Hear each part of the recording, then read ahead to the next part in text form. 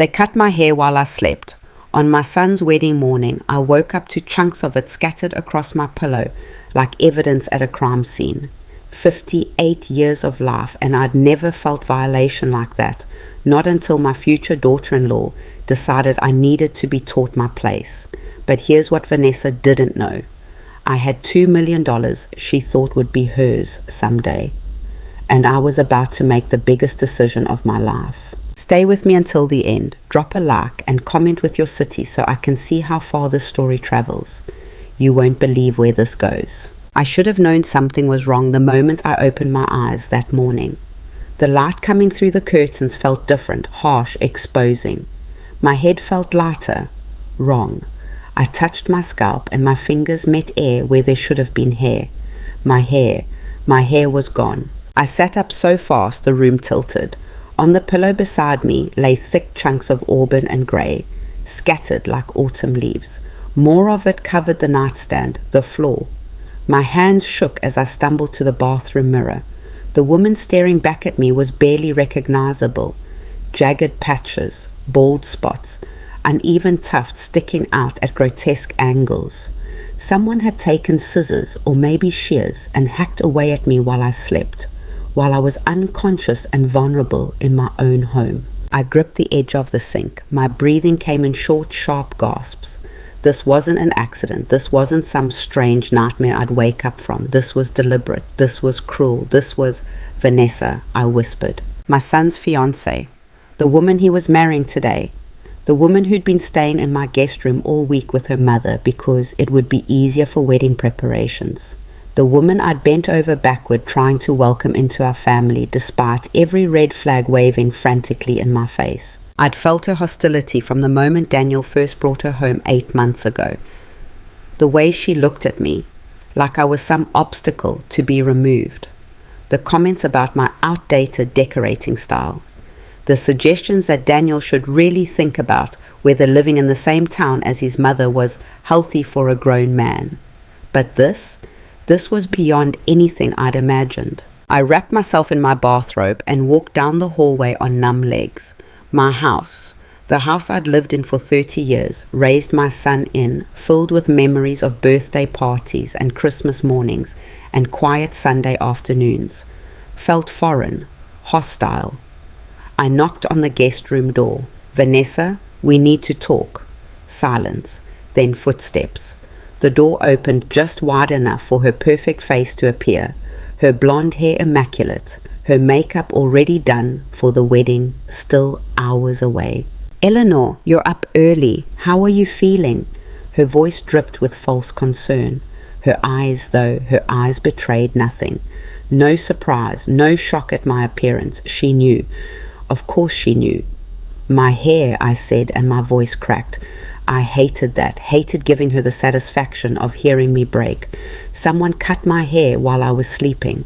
Oh my God, Vanessa's hand flew to her mouth in an Oscar-worthy performance of shock. That's terrible. How could that happen? You tell me. Her expression shifted, just slightly, just for a second. A flash of something cold and satisfied before the mask of concern slid back into place. Eleanor, I know you're stressed about the wedding. Big changes are hard, especially at your age. But surely you don't think. I know exactly what I think. Mom, Vanessa called over her shoulder, and Sharon Cole emerged from the room behind her daughter, already dressed in her mother-of-the-bride outfit, a champagne-colored dress that cost more than my monthly mortgage payment. I knew because Vanessa had told me, multiple times.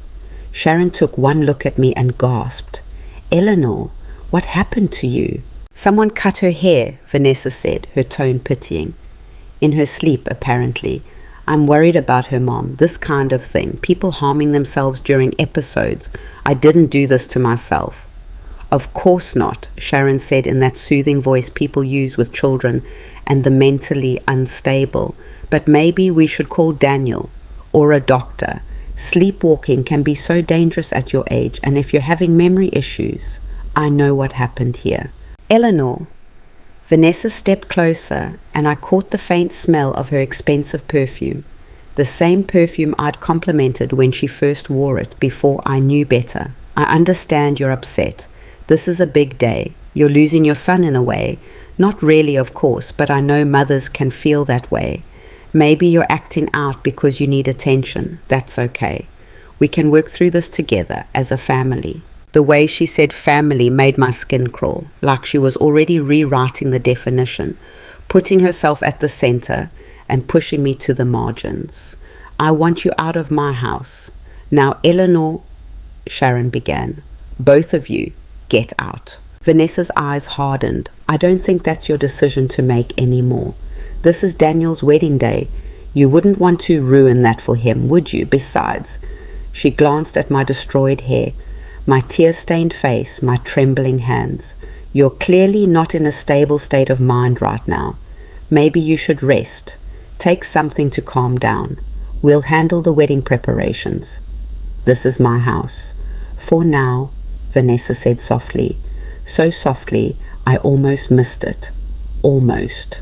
They left me standing in the hallway, closing the door in my face. I heard them laughing on the other side. Not loudly, just little giggles, quickly muffled.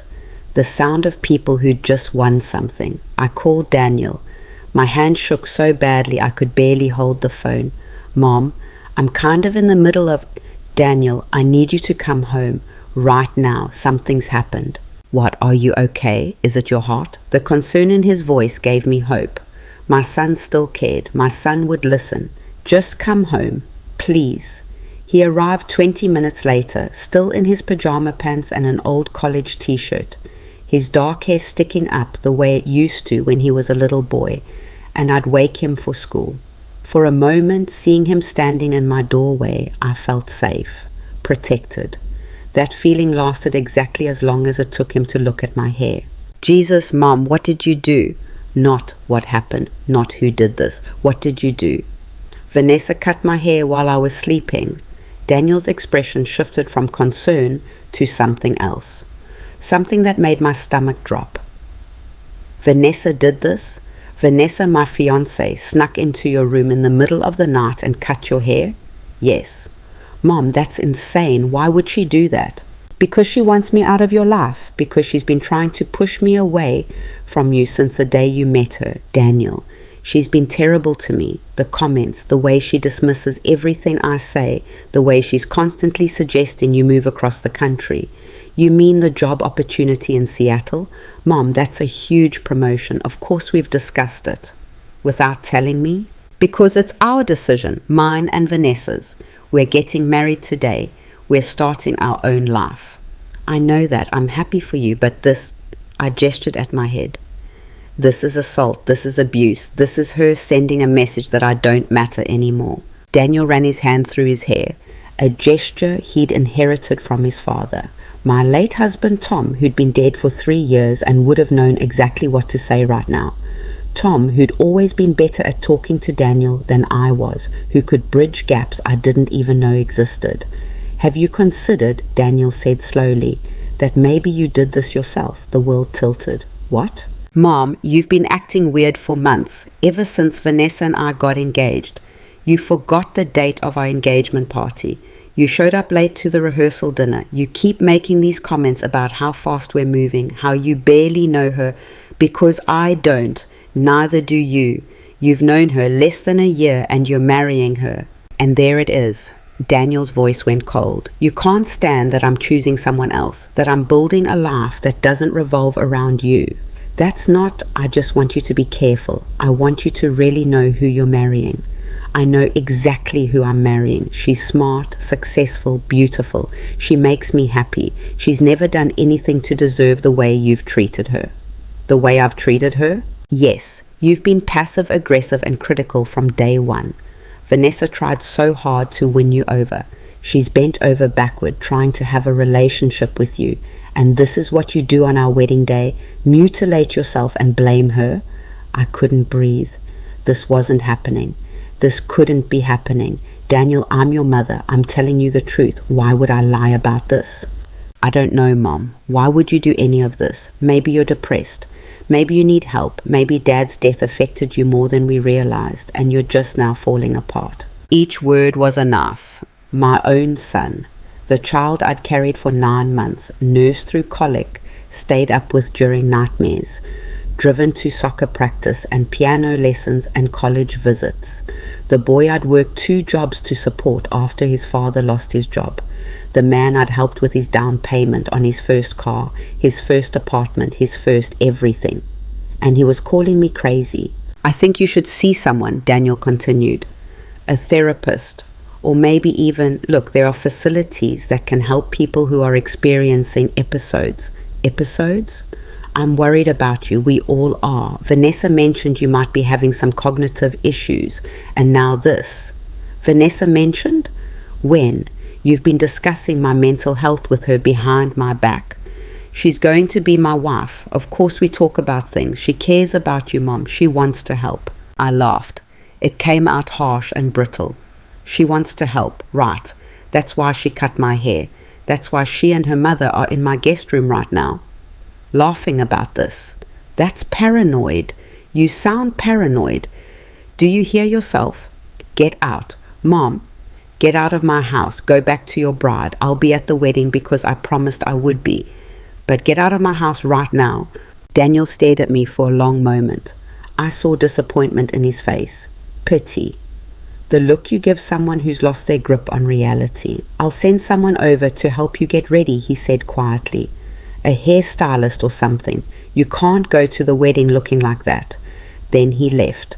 My son walked out of my house without hugging me, without believing me, without even considering that I might be telling the truth. I stood in my living room, the room where I'd held him as a baby, where he'd taken his first steps, where we'd opened Christmas presents and celebrated birthdays and watched movies curled up on the couch, and I felt completely alone. An hour later, a hairstylist arrived. Young girl, maybe 25, with kind eyes that kept darting to my face like she was trying to figure out what was wrong with me. Mr. Hayes said you had an accident with your hair. An accident, that's what Daniel had called it. Something like that. She did what she could, but there wasn't much to work with. The best option was to cut it all very short, a pixie cut, she called it. But even that left visible bald patches. In the end, she suggested a wig. I have one in my car, actually. I bring it for cancer patients sometimes. It's human hair, good quality. Let me just... She returned with a shoulder-length auburn wig that looked nothing like my real hair had looked, but was better than the alternative. When she positioned it on my head and styled it, I looked almost normal, almost like myself. There, she said brightly, you look beautiful.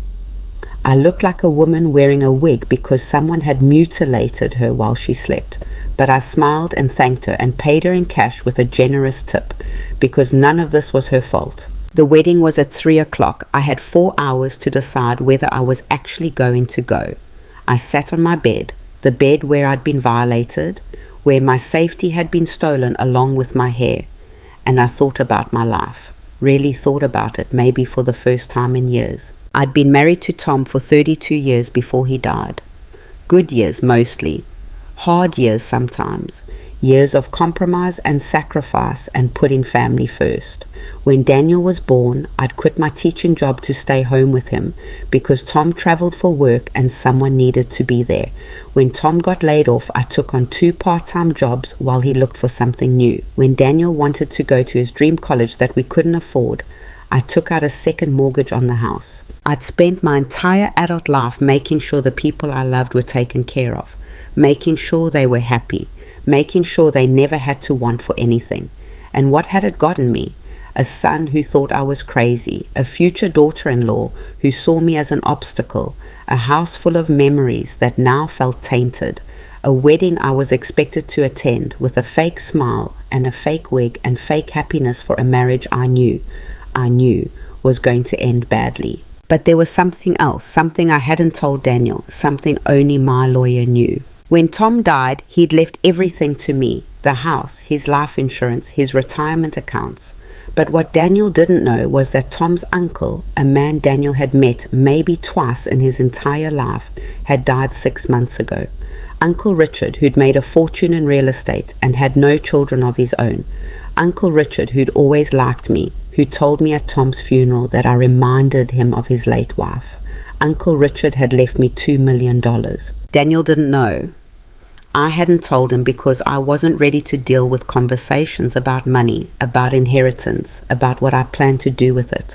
I'd been grieving Tom, adjusting to life alone, and then Daniel had met Vanessa and everything had happened so fast. But Vanessa knew. I'd seen it in her eyes during a conversation 3 months ago when my lawyer had called while she was visiting. I hadn't confirmed anything, but she'd heard enough. And suddenly her interest in my life, my house, my relationship with Daniel had intensified. She thought she was marrying into money. She thought Daniel's inheritance would be hers someday. She thought I was just an old woman who'd die eventually and leave everything to her son. She had no idea that inheritance law in this state was very clear. I could leave my money to anyone I wanted, or no one at all. I looked at myself in the mirror, at the wig that hid my humiliation, at the dress I'd bought specifically for this wedding, at the woman I'd become. Small, apologetic, always shrinking herself to make room for others. Something shifted in my chest, something hard and cold and final. I would go to this wedding. I would smile and play my part, but I was done being small. I was done being dismissed. I was done letting people who claimed to love me treat me like I was disposable. The wedding venue was a country club on the edge of town, the kind of place with rolling lawns and white columns and a price tag that had made me wince when Daniel first told me about it. Vanessa's family was paying for most of it, which was good because there was no way Daniel could have afforded it on his junior architect salary. I arrived exactly on time, wearing my mother of the groom dress, a simple navy blue sheath that Vanessa had approved with a dismissive, "Sure, that's fine." I'd spent 2 weeks finding it, trying on dozens of options, wanting to look nice for my son's wedding. Now it felt like costume. The moment I walked in, I felt the stares, people doing double takes, whispering behind their hands. The wig looked good from a distance, but up close you could tell. Up close, everyone could tell something was wrong. "Eleanor!" Vanessa's mother, Sharon, materialized at my elbow like a well-dressed viper. "You made it. We were worried you might not be feeling well enough." Translation: "We hoped you'd stay home. I wouldn't miss my son's wedding." "Of course not, although..." She touched my shoulder with false sympathy. "I hope you're feeling better. Daniel told us about your little episode this morning. So concerning. Vanessa and I were just saying how we hope you have a good support system, someone checking in on you regularly. These things can escalate, you know." "What things?" "Oh, you know, mental health issues, especially an older woman living alone. It's nothing to be ashamed of course. Everyone needs help sometimes." She patted my hand and drifted away, leaving me standing in the foyer with my face burning. She was already spreading the story, already making sure everyone knew that poor Eleanor Hayes was losing it, cutting her own hair, unstable and unreliable. I found my seat, not in the front row where the mother of the groom should sit, but in the third row. The front row was reserved for Vanessa's family, her parents, her siblings, her grandparents. A sea of coals, all dressed in coordinated shades of champagne and gold. I was surrounded by strangers, Daniel's co-workers mostly, people I'd met once or twice. They nodded politely but didn't talk to me. I was just the groom's mother, background decoration. The ceremony started. Daniel stood at the altar, looking nervous and happy, his best man beside him cracking jokes I couldn't hear. And then the music changed and everyone stood and Vanessa appeared at the back of the room. I'll give her this. She was stunning. Her dress was perfection, fitted lace bodice, flowing tulle skirt, just enough drama without being over the top. Her hair cascaded in perfect waves. Her smile was radiant. She looked like every bride in every magazine, like a fairy tale come to life. She walked down the aisle on her father's arm, and I watched my son's face transform. He looked at her like she was the only person in the world, like she was everything he'd ever wanted. And maybe she was. Maybe I was wrong about her. Maybe the hair thing had been... No. I knew what I knew. I knew what had happened. And the fact that she looked beautiful and Daniel looked happy didn't change the cruelty of what she'd done. The ceremony was short, traditional vows, the exchange of rings. You may kiss the bride. And just like that, my son was married to a woman who'd assaulted me 12 hours earlier. Everyone clapped. I clapped too, though my hands felt numb. The reception was in the ballroom. Round tables covered in champagne linens, centerpieces of white roses and gold branches, a cake that probably cost more than my car. Everything was elegant and expensive and carefully coordinated. I found my place card at table 8, not the head table. That was reserved for the wedding party, not table 1 or 2 with immediate family. Table 8 near the back with Daniel's college friends and their dates. The head table was a long rectangle at the front of the room. Vanessa and Daniel in the center, flanked by bridesmaids and groomsmen. And at the end, in the seats usually reserved for parents, sat Sharon and Vanessa's father, Gerald. I stared at those seats, the mother of the bride and father of the bride, sitting with the wedding party right there at the head table, included in every toast and photo and moment. And me, table 8. Is someone sitting here? A young woman with kind eyes gestured at the seat beside me. No, please. I'm Rachel. I work with Daniel at the firm. You must be his mom. He talks about you all the time. Does he? Oh yeah. He's always saying how much he appreciates everything you did for him growing up, single-handedly putting him through college and everything after his dad passed. He thinks you're amazing. I smiled, though it felt like my face might crack. That's nice to hear. Rachel kept talking, but I barely heard her. I was watching the head table, watching Vanessa lean over to whisper something to her mother, watching them both glance in my direction and laugh. The speeches started. The best man told embarrassing stories about Daniel in college. The maid of honor talked about Vanessa's ambition and drive and how she always got what she wanted. Gerald gave an emotional speech about his little girl growing up. Sharon talked about the importance of family and loyalty. No one asked me to speak. No one even acknowledged I was there. Then dinner was served. Chicken or fish, the catering staff asked as they made their rounds. I wasn't hungry, but I took the fish and pushed it around my plate while conversation flowed around me. Rachel and her boyfriend talked about work. The couple across from me discussed their upcoming vacation to Italy. I was invisible. I'd been erased. After dinner, the dancing started. Daniel and Vanessa's first dance was to some romantic ballad I didn't recognize. They moved across the floor like they'd been dancing together for years, perfectly in sync. Everyone watched and sighed and took pictures. Then the father-daughter dance. Gerald and Vanessa swaying to butterfly kisses while Sharon dabbed at her eyes with a tissue. More photos, more applause. And then, nothing. No mother-son dance. The DJ moved on to upbeat music and people flooded the dance floor, and that was it. I sat at table 8 and tried not to cry. Daniel hadn't asked me to dance, hadn't even looked for me. I'd been at this wedding for 3 hours and my son had spoken to me exactly once. A quick "Hey Mom" as he passed my table on the way to greet other guests. I stood up.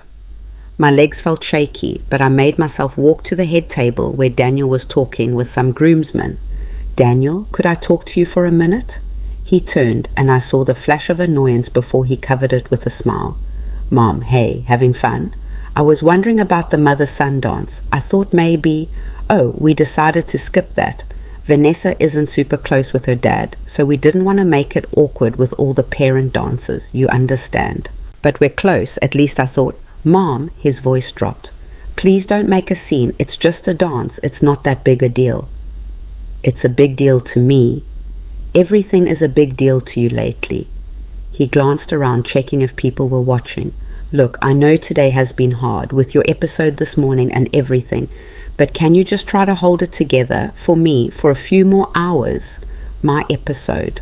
That's what he was calling it, what they'd all decided it was. "Of course," I heard myself say. "I'm sorry, you're right, and will you're not." I walked back to table 8 on autopilot, sat down, stared at nothing. "You okay?" Rachel asked. "You look pale. Do you want some water?" "I'm fine, just tired."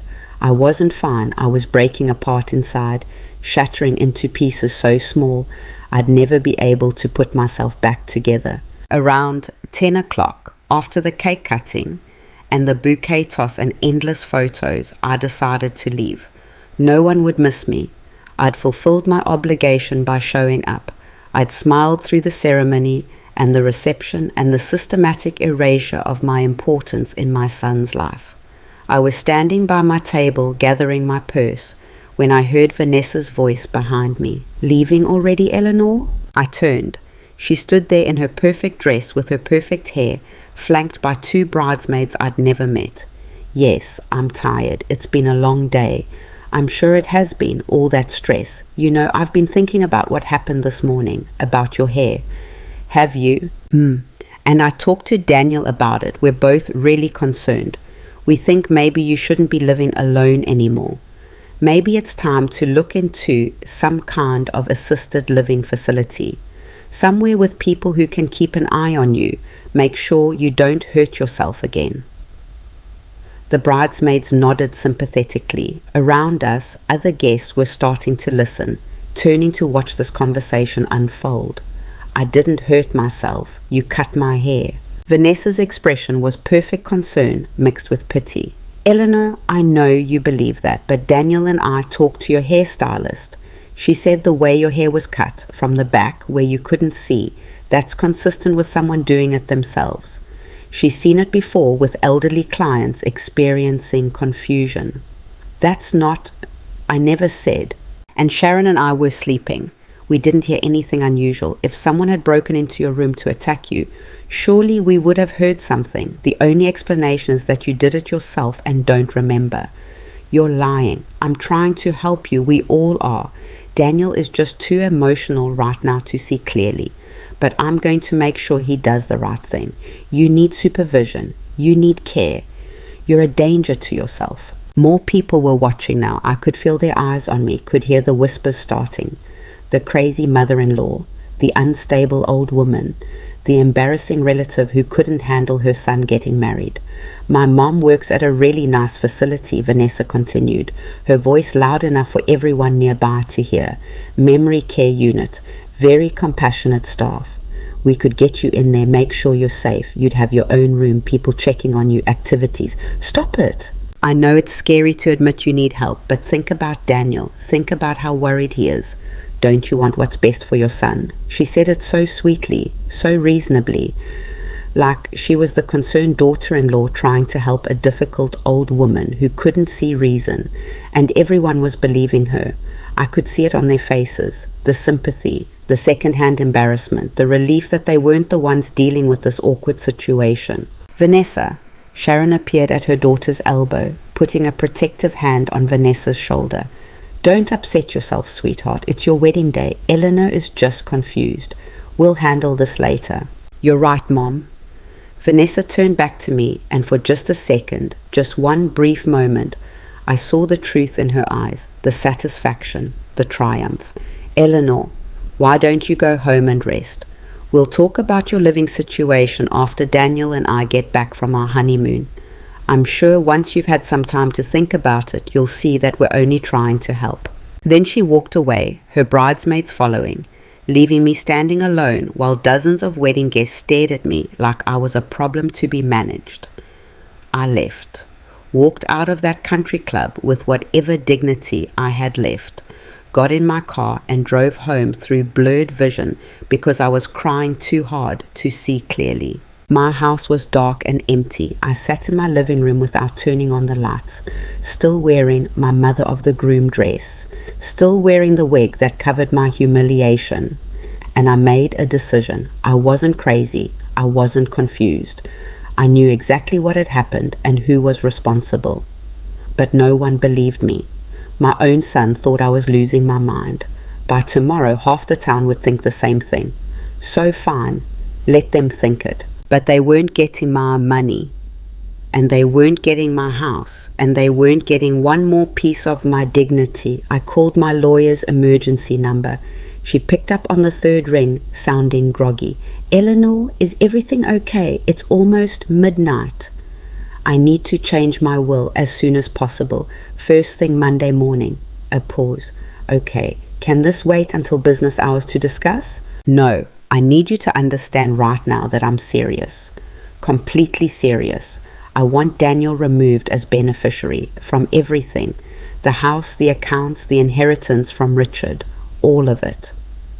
Eleanor, that's a significant decision. Maybe we should meet in person. Make sure you've thought through. I've thought through nothing but this for the past 12 hours. I want it done. And I want it ironclad. I don't want any possibility of contest. Another pause, then, all right. Come to my office Monday at 9. We'll draw up new documents. But Eleanor, are you sure this is your son? Once this is done, I'm sure. I hung up, sat in the darkness, and for the first time all day I felt something other than pain and humiliation. I felt powerful. I didn't sleep that night. How could I? Every time I closed my eyes, I felt phantom hands in my hair, heard the whisper of scissors, saw Vanessa's face with that cold satisfaction flickering behind her mask of concern. By dawn, I'd made a list. Not on paper, I wasn't that stupid. In my head, methodical and clear. Everything I needed to do, every step I needed to take. Because if I was going to do this, if I was really going to burn down the life I'd built around my son, I needed to be smart about it. Monday morning, I was at Patricia Chen's office at 8:45. Patricia had been my lawyer for 6 years, ever since Tom died, and I needed someone to help me navigate his estate. She was sharp, no nonsense, and she didn't waste time on pleasantries.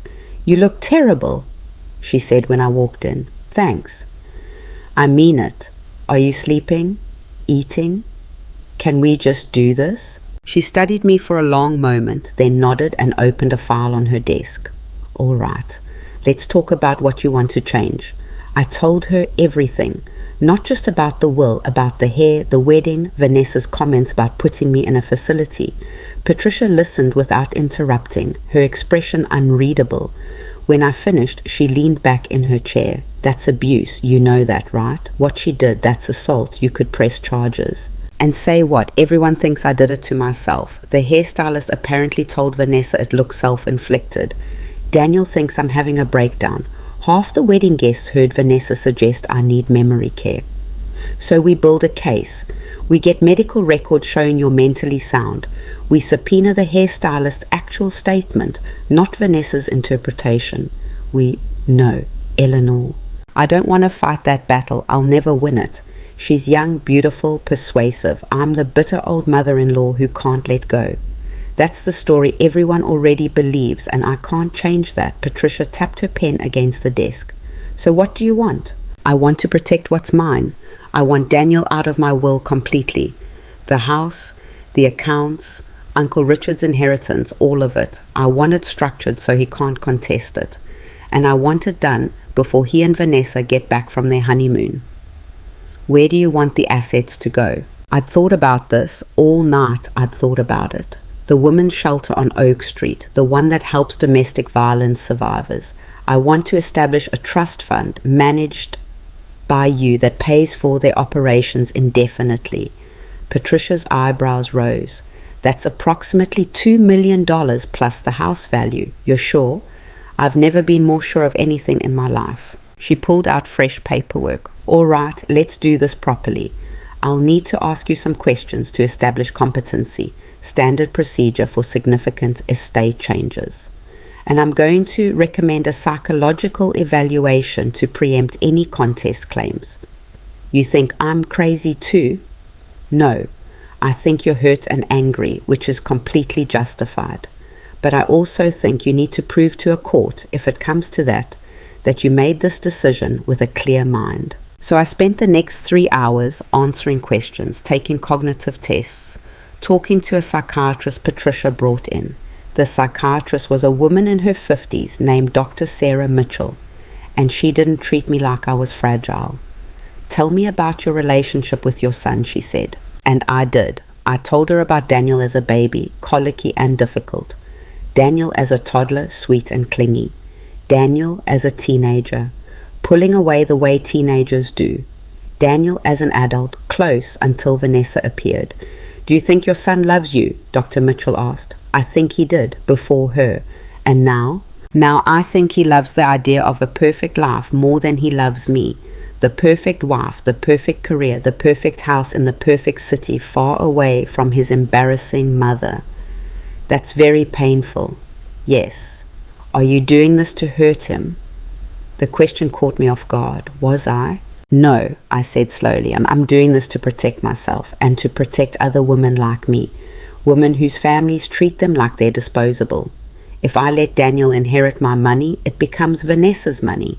She'll use it to control him, to make decisions about my care, to erase me completely.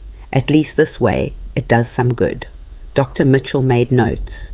You understand this decision is permanent. Once the new will is executed, you can't change it on a whim. I understand. And you're not doing this impulsively? You've thought through the consequences? I've thought of nothing else. She asked more questions. Checked my responses against some kind of criteria I couldn't see. Finally, she closed her notebook. Mrs. Hayes, in my professional opinion, you're experiencing a completely normal reaction to emotional abuse and family betrayal. You're not having a breakdown. You're setting boundaries. I'll write up my evaluation for your lawyer. When she left, Patricia looked satisfied. That helps. Now let's finish the paperwork. By 3 o'clock Monday afternoon, I had a new will. Daniel was removed entirely.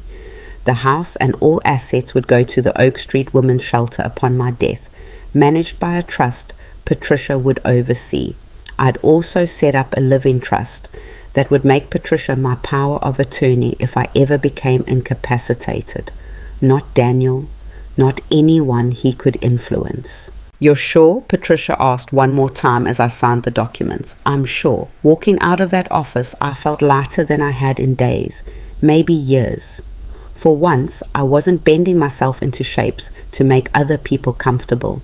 I wasn't sacrificing what I needed for what they wanted. I was choosing myself. But choosing yourself doesn't mean the pain goes away. It just means you stop letting other people add to it. Daniel and Vanessa were in the Maldives for 2 weeks. 14 days of overwater bungalows and couples massages and romantic sunsets. All of it documented extensively on Vanessa's social media. I didn't follow her, but Rachel from the wedding, sweet Rachel who'd sat next to me at table 8, sent me screenshots. I thought you'd want to see that Daniel's having a good time, she wrote. I know the wedding was hard. Hard, that was one word for it. In the photos, Daniel looked happy, relaxed. Vanessa posed in designer swimwear, her perfect body on display, her ring catching the light in every shot. The captions were all about starting our forever and blessed beyond measure, and other phrases that made me want to throw my phone across the room. But the worst part was the comments. Hundreds of them, from friends and strangers alike, all gushing about how beautiful they were together. How lucky Daniel was, how Vanessa was literally perfect. And scattered among the congratulations were comments from people who'd been at the wedding, comments about me. Hope his mom is doing okay. She seemed really out of it. My aunt went through something similar. Early onset dementia is so hard on families. Good thing Daniel has Vanessa to help him through this. She seems so caring.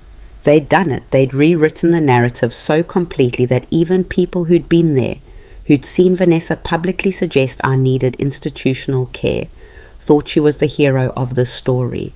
I deleted the screenshots, blocked Rachel, not because she'd done anything wrong, but because I couldn't look at those photos anymore. Then I started packing. Not everything, just the important things. Photo albums, the ones with pictures of Daniel, as a baby, as a child, before Vanessa, my mother's jewelry, Tom's watch, books I'd collected over decades, my grandmother's quilt, things that mattered, things that held memories I wasn't ready to let go of. I packed them into boxes and stored them in the basement. I wasn't leaving yet. I couldn't, not without a plan.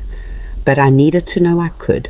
I needed to know that when the time came, I wouldn't be scrambling to save pieces of my life. The house felt different after the wedding, wrong, like it didn't belong to me anymore, even though my name was still on the deed. I kept finding myself looking over my shoulder, expecting Vanessa to appear in the doorway with that poisonous smile. On day 5 of the honeymoon, my phone rang. Daniel. My heart jumped. Maybe he'd thought about things. Maybe he'd realized how badly he'd treated me. Maybe, "Hey, Mom." His voice was cheerful, distant. Background noise suggested he was at a restaurant or bar. Just wanted to check in, make sure you're doing okay. I'm fine. Good, good. Listen, Vanessa and I have been talking, and when we get back, we'd like to take you out to dinner. Have a real conversation about everything. Everything. That vague word that meant my episode and my confusion and all the ways I was becoming a problem they needed to manage. What kind of conversation? Just, about your health, your living situation. We want to make sure you have the support you need. I have all the support I need. Mom, come on. Don't be like that. We're trying to help. I don't need your help. Silence on the other end. Then, Vanessa told me what happened at the reception. How you got upset when she suggested looking into care facilities. I know it's scary to think about, but she cut my hair, Daniel, while I was sleeping. And now she's convinced everyone I'm crazy, so no one will believe me. That's not care. That's abuse. Jesus Christ, not this again. His voice went hard. Mom, I can't keep having this conversation. Vanessa didn't touch your hair. The hairstylist confirmed it was self-inflicted. Dr. Rao from the hospital said seniors experiencing stress sometimes harm themselves without remembering. Dr. Rao, you talked to Dr. Rao about me? He's a family friend. I asked his opinion. He agreed that you're showing concerning signs. Based on what? Vanessa's lies? Based on facts. You're isolated, you're paranoid, you're making wild accusations. Get off the phone, Daniel. Go back to your wife. We'll talk when you get home. That's exactly what I'm trying to set up. This dinner is important. We need to... I hung up. Sat there staring at my phone, shaking with rage and grief. And something else. Something that felt like grief's harder, colder cousin. Acceptance. My son was lost to me. Not dead, but gone just as completely. The boy I'd raised was buried under layers of Vanessa's manipulation and his own willful blindness. Maybe he'd wake up someday. Maybe he'd realize what he'd given up. But I couldn't wait for that. I couldn't spend whatever years I had left hoping he'd come back to me. I had to let go. That night I made another call to a real estate agent I'd known casually for years. Margaret something. I couldn't remember her last name, but I had her card in my junk drawer. Margaret, this is Eleanor Hayes. I'd like to list my house. Oh, Eleanor, hi. Are you thinking of downsizing? I have some lovely condo options. I'm thinking of selling as quickly as possible. I want it on the market by the end of the week. A pause. That's very fast. Are you sure this is a big decision? Everyone kept asking if I was sure, like I was some flighty old woman who couldn't be trusted with her own choices. I'm sure. Can you do it? Of course. Let me come by tomorrow and we'll talk numbers. Margaret arrived the next morning with her clipboard and her professional smile. She walked through the house making notes, commenting on the hardwood floors and the updated kitchen and the mature landscaping. You've taken excellent care of this place, she said. I think we can list it at 400,000. Maybe get 425 if we're lucky. List it at 375. I want it gone. Eleanor, that's leaving money on the table. Why not? I want it sold fast, before my son gets back from his honeymoon. Margaret looked at me sharply. Does Daniel know you're selling? It's my house. I don't need his permission. No, but she chose her words carefully. If you're doing this because of a disagreement, you might want to wait until emotions settle. Selling your home is a major decision. Put up the sign tomorrow. She did. A big for sale sign appeared in my front yard Wednesday morning. By Wednesday afternoon, my phone was ringing. Daniel's best man, Chris. Mrs. Hayes, I drove by your house and saw the sign. Is everything okay? 2 of my neighbors. Eleanor, are you moving? Where will you go? Tom's sister, Diane, who I hadn't spoken to in 6 months. Eleanor, Daniel called me. He's worried sick. What's going on? I didn't answer any of them. I let the calls go to voicemail, let the messages pile up. What was I supposed to say? That I was selling the house where I'd raised my son because that son had chosen his wife over me? That I was erasing my old life before it could erase me? The showing requests started coming in almost immediately. Margaret called Friday morning. We have 3 families who want to see it this weekend. The market's hot. I think we'll have offers by Monday. Good. Eleanor, Are you absolutely certain? Stop asking me that. I spent Saturday at the library while strangers walked through my home, judging my decorating choices and opening my closets and imagining their own lives in the space I'd occupied for 30 years. When I came back, Margaret was waiting on the porch. 2 offers already, both asking price. One family wants to close in 3 weeks. 3 weeks. I'd be homeless in 3 weeks. No, not homeless, free. Accept the 3-week offer. Don't you want to see the details? Talk to Daniel about. Accept it. She looked at me like I was crazy. Maybe I was. Maybe Vanessa had been right all along and I was having some kind of breakdown. But if this was a breakdown, it felt better than holding myself together had ever felt. Daniel and Vanessa landed Sunday night. By Monday morning, my phone was exploding. 12 missed calls from Daniel, 8 from Vanessa, 3 from Sharon. Voice messages that went from confused to angry to threatening. Mom, what the hell is going on? Why is our house being sold? Our house. He'd said our house. Eleanor, this is Sharon. I don't know what you think you're doing, but you're making a huge mistake. Call me back immediately. Mrs. Hayes, this is Vanessa. I'm very concerned about your mental state. Please don't make any major decisions until we can talk. Daniel and I are coming over. I didn't call back. I took my phone, turned it off, and put it in a drawer. They showed up at noon. I heard Daniel's key in the lock. The key I'd given him when he was 16. The key he'd kept all these years because this was his home too. His childhood home. The place he'd always be welcome. Except I'd changed the locks. The key didn't work. I heard him try it several times. Heard him say something to Vanessa. Heard him knock. Mom, I know you're in there. Open the door. I didn't move. I sat on my couch, the couch I'd picked out with Tom 20 years ago, the couch where Daniel had built pillow forts and watched Saturday morning cartoons. And I waited. The knocking got louder, more insistent. Eleanor! Vanessa's voice now sharp and commanding. Eleanor Hayes, open this door right now. Mom, please, we need to talk about this. You can't just sell the house without telling me. I grew up here. This is my home. Was it? When had he last spent a full day here? When had he last called just to talk, not because he needed something or was checking a box on his mental to-do list? We're calling the police, Vanessa shouted. We'll do a wellness check. They'll break down the door if they have to. Let them. Let them drag me out of my own house and prove to everyone that I was the crazy one. It would almost be worth it to see their faces when they realized I'd outsmarted them all. But I didn't want police involved. I didn't want drama or scenes or proof of my instability that could be used against me later. So I stood up, walked to the door, and opened it. Daniel looked terrible. His tan from the Maldives couldn't hide the dark circles under his eyes, the tension in his jaw. Vanessa looked perfect, as always, but her eyes were cold fury. What do you think you're doing? Daniel pushed past me into the house. Selling our house? Changing the locks? What is wrong with you? It's not your house, it's mine. I grew up here. This is my inheritance. No, it's not. Something in my voice must have warned him. He stopped, turned to face me fully. What does that mean? It means I've changed my will. You're not in it anymore.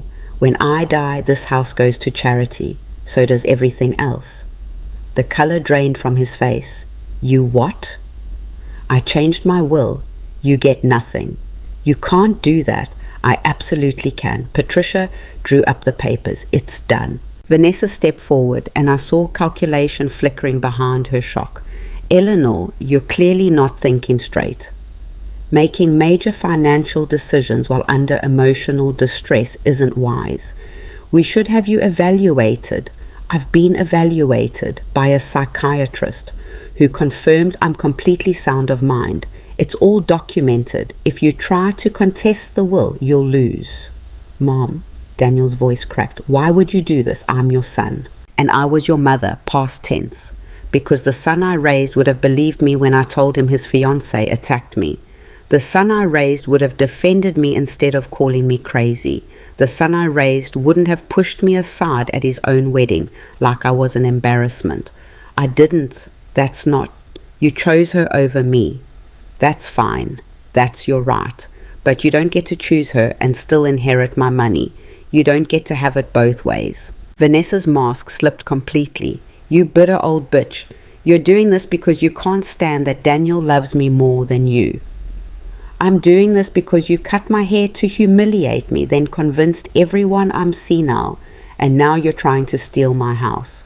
Did you really think I wouldn't figure it out? Figure what out? Her voice was pure poison now. That you're a sad, lonely woman who drove away the only person who ever cared about her? That you're so desperate for control, you'd rather burn everything down than admit you're not the center of Daniel's universe anymore?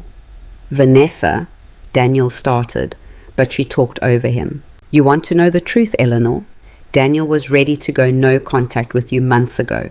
He was sick of your passive-aggressive comments, your barely hidden disapproval, your constant need for attention. I'm the one who convinced him to keep trying. I'm the one who said family was worth fighting for. And this is how you thank me? I looked at Daniel. Is that true? You wanted to cut me off? He couldn't meet my eyes. Mom, you have to understand, you were making things really difficult. Every time we visited, every phone call, you'd say something about how fast we were moving, or how you barely knew Vanessa, or because I barely did know her, because you were moving fast, because I was trying to protect you. I don't need your protection. I'm 32 years old. Then act like it. My voice rose to match his. Stop letting your wife manipulate you. Stop choosing the woman you've known less than a year over the mother who spent 32 years raising you. Maybe if you'd been a better mother, this wouldn't be happening. The words hit like a physical blow. I actually stepped backward. What? You were always working, always tired, always stressed about money. When Dad died, you fell apart for months. I had to take care of you. I was the one making sure you ate, making sure you got out of bed. And you never even thanked me. You were 29. I was grieving my husband. And I was grieving my father, but I still showed up for you. I still put my life on hold to make sure you were okay. And the minute I find someone who makes me happy, someone who wants to build a life with me, you can't handle it. That's not. Yes, it is. He was yelling now, years of resentment pouring out. You've always been jealous of my relationships. You drove away Jenny in college with your constant criticism. You made Sarah so uncomfortable she broke up with me. And now Vanessa, the woman I'm going to spend my life with, you attack her with these insane accusations because you can't stand that I chose her. Vanessa put a hand on his arm, playing the supportive wife, but her eyes on me were triumphant. Get out of my house, I said quietly. Gladly. Daniel turned toward the door. But don't think this is over. We're going to fight this. We're going to prove you're incompetent. You're going to lose. I cut him off. I have psychiatric evaluation. I have documentation. I have witnesses to your wife's abuse. You have nothing but greed and entitlement. Abuse? You think you know abuse? Vanessa laughed, harsh and bitter. You have no idea what real abuse looks like. My father beat my mother for 15 years. That's abuse. You losing some hair? That's karma for being a controlling, manipulative witch who tried to ruin your son's life. I stared at her. At this woman my son had married, this woman who just actually admitted that she thought I deserved to be attacked. Daniel, I said, look at her, really look at her. This is who you chose. He looked at Vanessa, saw the rage on her face, the ugliness she'd kept hidden. For a moment, just a brief moment, I saw doubt flicker across his features. Then Vanessa's expression shifted back to hurt innocence. Baby, she's trying to turn you against me just like she's been doing this whole time. Please, can we just go? She's made her choice. The doubt disappeared. Daniel took Vanessa's hand. You're right, let's go. They walked out, didn't look back. I heard their car start, heard them drive away. And I was alone in my house that would soon belong to someone else, with a son who would soon be a stranger, with a life that was ending so a new one could begin. I should have felt devastated, destroyed. This was the moment Vanessa had been working toward, complete separation between me and Daniel. But I didn't feel destroyed. I felt exhausted, relieved, like I'd been holding my breath for months and could finally exhale. My phone rang. I turned it back on without thinking. Patricia's name flashed on the screen. Eleanor, I just got a very aggressive call from someone claiming to be Daniel's attorney. They're threatening to contest your will, claiming you're incompetent. Let them try. They're also threatening to block the house sale. They claim you're being coerced or manipulated. By who? I live alone. They suggested I was taking advantage of an elderly client. I laughed. It came out bitter and sharp. Of course they did. What do we do? Nothing.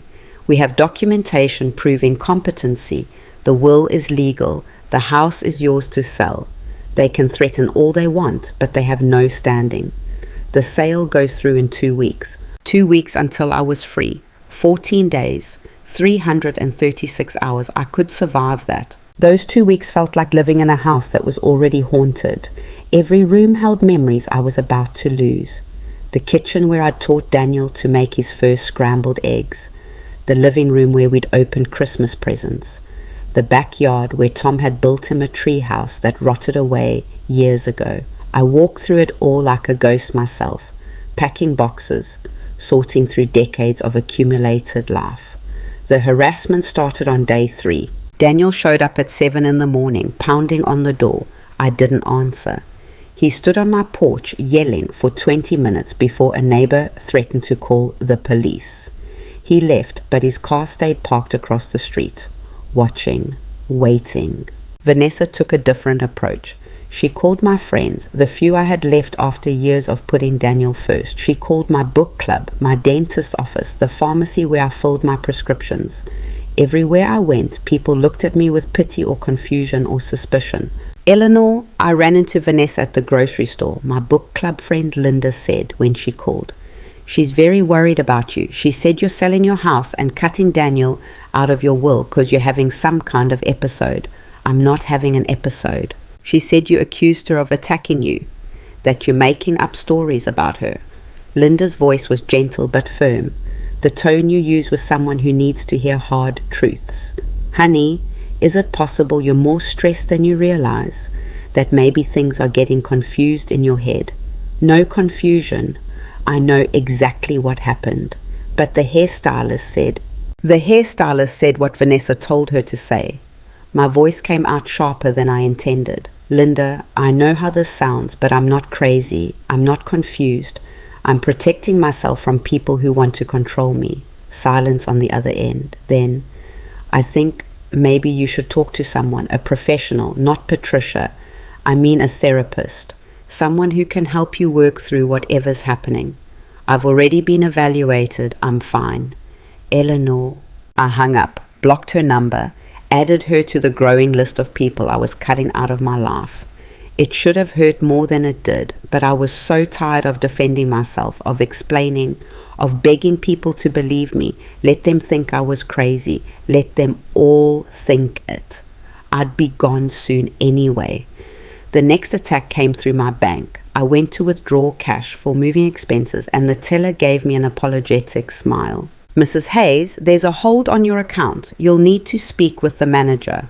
A hold? Why? The manager, a man I'd barely interacted with in 15 years of banking there, ushered me into his office with nervous energy. Mrs. Hayes, we received a call from your son expressing concern about unusual account activity. He suggested there might be elder financial abuse occurring.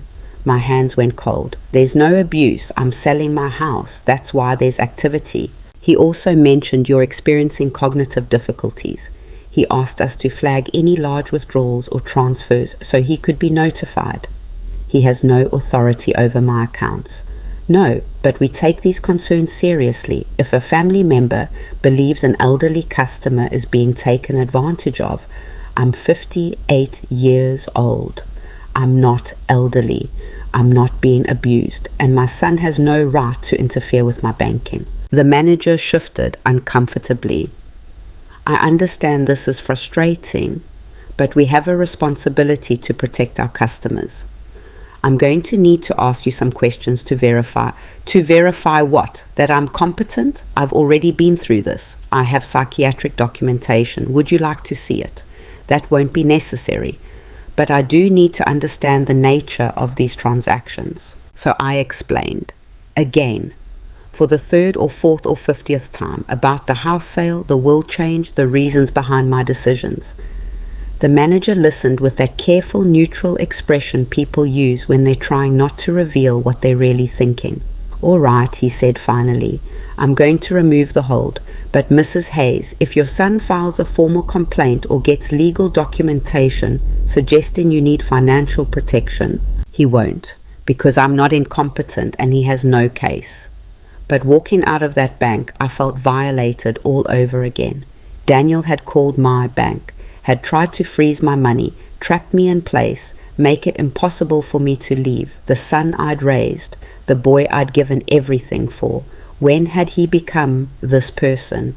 Or had he always been like this, selfish and entitled and convinced his needs mattered more than anyone else's, and I'd been too busy being a good mother to notice? That night Sharon showed up. I watched through the window as she parked her Mercedes and walked to my door in her designer pantsuit, carrying a folder like she was here for a business meeting. I didn't want to let her in. But something made me open the door. Maybe curiosity, maybe exhaustion, maybe the same instinct that makes you pick at a wound even though you know it'll hurt. "Eleanor." Sharon smiled, but it didn't reach her eyes. "May I come in? I think we need to have a conversation, woman to woman." Against my better judgment, I stepped aside. She walked into my living room, looked around at the boxes I'd started packing, and her smile tightened. "So it's true. You're really selling?" "Yes."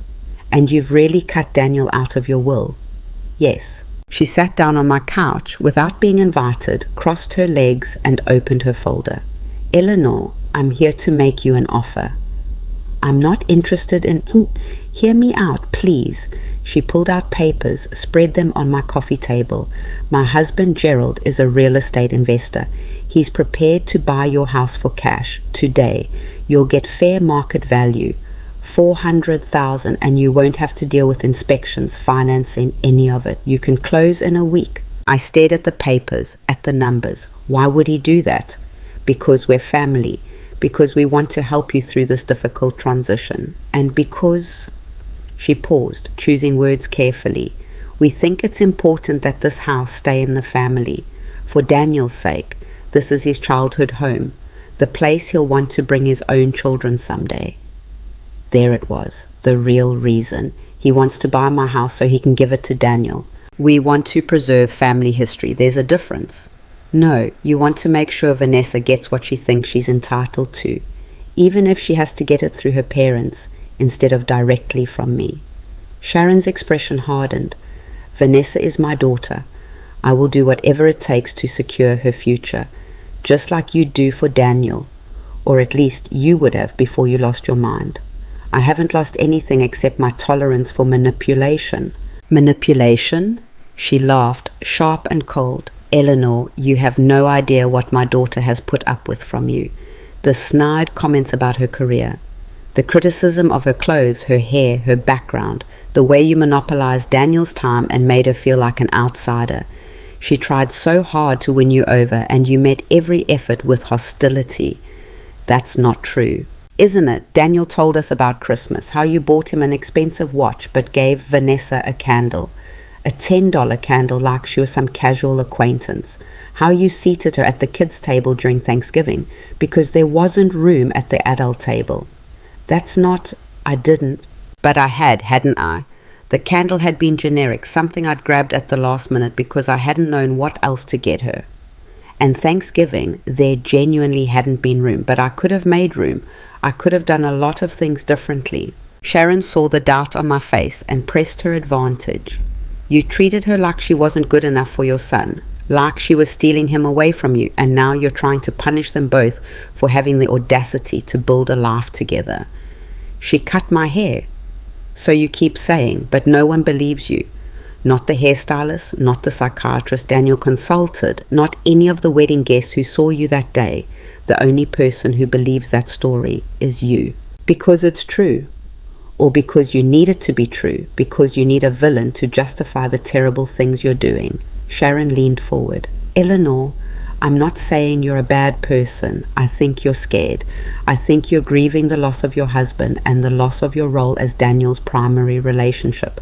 I think you're lashing out because you don't know how to process those feelings, and I'm offering you a way out by selling you my house, by accepting help, by taking the money and starting fresh somewhere new, somewhere you can build a life that doesn't revolve around controlling your adult son.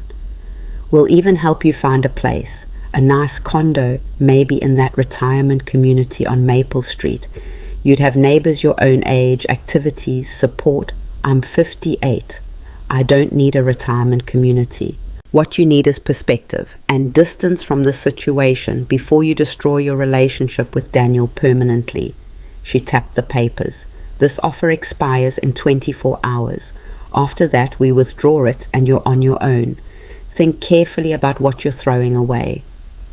She left the papers on my coffee table, walked out of my house with her head high, confident she'd planted seeds of doubt that would grow into surrender. I picked up the papers, read through the offer. $400,000 in cash, quick closing, no contingencies. Then I ripped them in half, then in quarters, then in tiny pieces that I threw in the trash. If they thought I was going to sell them my house so they could hand it to Daniel and Vanessa like a prize for driving me out, they were even more delusional than I'd thought. But Sharon's visit had shaken me more than I wanted to admit, not because of the offer, but because of what she'd said about Christmas and Thanksgiving. Had I been cruel without meaning to? Had I pushed Vanessa away because I was jealous? I spent that night going through old text messages, old photos, looking for evidence, trying to be honest with myself about my behavior over the past 8 months. And yes, I'd been cold sometimes, distant. I hadn't embraced Vanessa the way a warmer person might have. I'd been protective of my relationship with Daniel, careful about sharing too much of him with this woman who'd appeared so suddenly in his life. But I hadn't been cruel. I hadn't sabotaged them. I'd tried, in my own awkward way, to welcome her. The candle had been thoughtless, not malicious. The seating at Thanksgiving had been genuine space constraints, not a calculated snub. And none of it, none of my small failings as a future mother-in-law, justified what she'd done to me. The doubt Sharon had tried to plant withered before it could take root. Day 9, Vanessa showed up, alone this time and not at my door. She was waiting by my car when I came out of the grocery store. "We need to talk," she said. "No, we don't." I moved to unlock my car, but she stepped in front of me. Up close, without the mask of sweetness, she was different, harder, older than her 28 years suggested. "You think you're so clever," she said quietly, "changing your will, selling the house, playing the victim. But you're making a mistake, a big one. Get out of my way. Daniel will come back to you eventually. He'll realize what you've done, what you've given up, and he'll come crawling back asking for forgiveness. And you know what? You'll forgive him, because that's what pathetic mothers like you do. You'll take whatever scraps of affection he offers because you're desperate and alone and you have nothing else."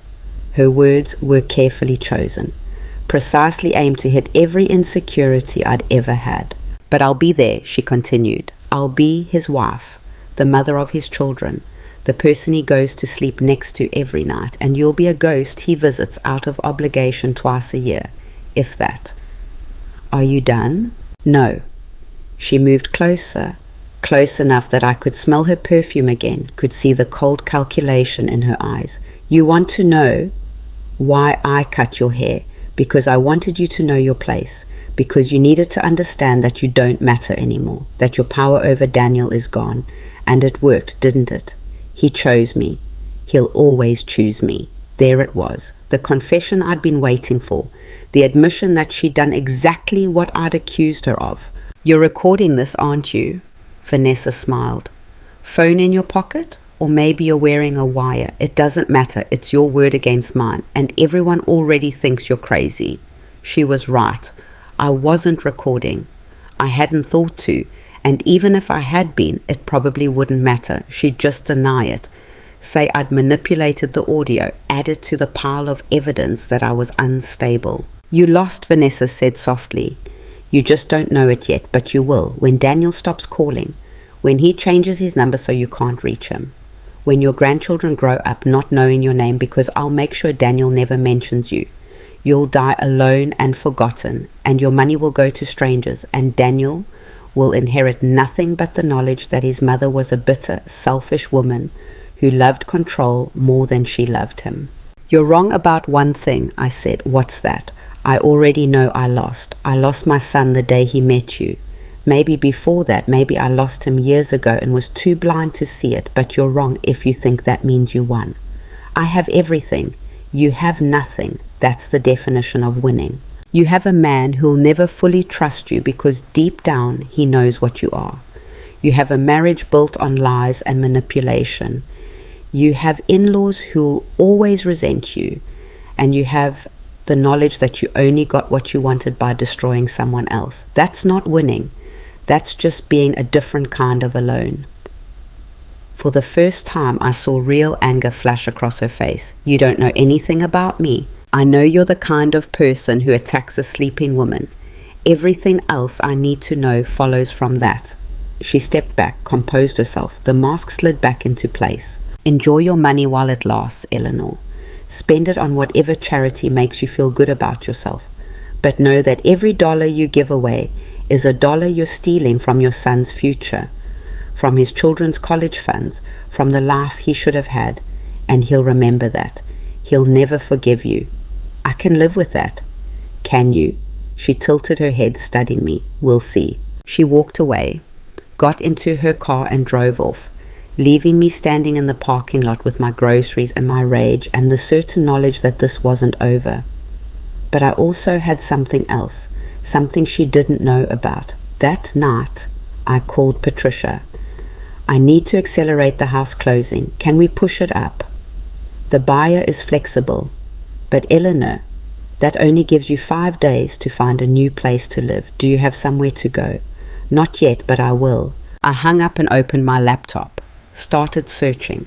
Not for condos in my town or retirement communities on Maple Street. For apartments in cities I'd never visited. For fresh starts in places where no one knew my name or my history or the story Vanessa had written about me. Portland looked nice. Or maybe Austin. Somewhere warm, maybe. Somewhere I could disappear and rebuild and become someone other than Daniel Hayes' mother. I made a list of possibilities. Contacted landlords, scheduled virtual tours, moved through the logistics of dismantling my life with mechanical efficiency. Because if I stopped moving, I'd have to think about what I was doing, what I was losing, what I'd already lost.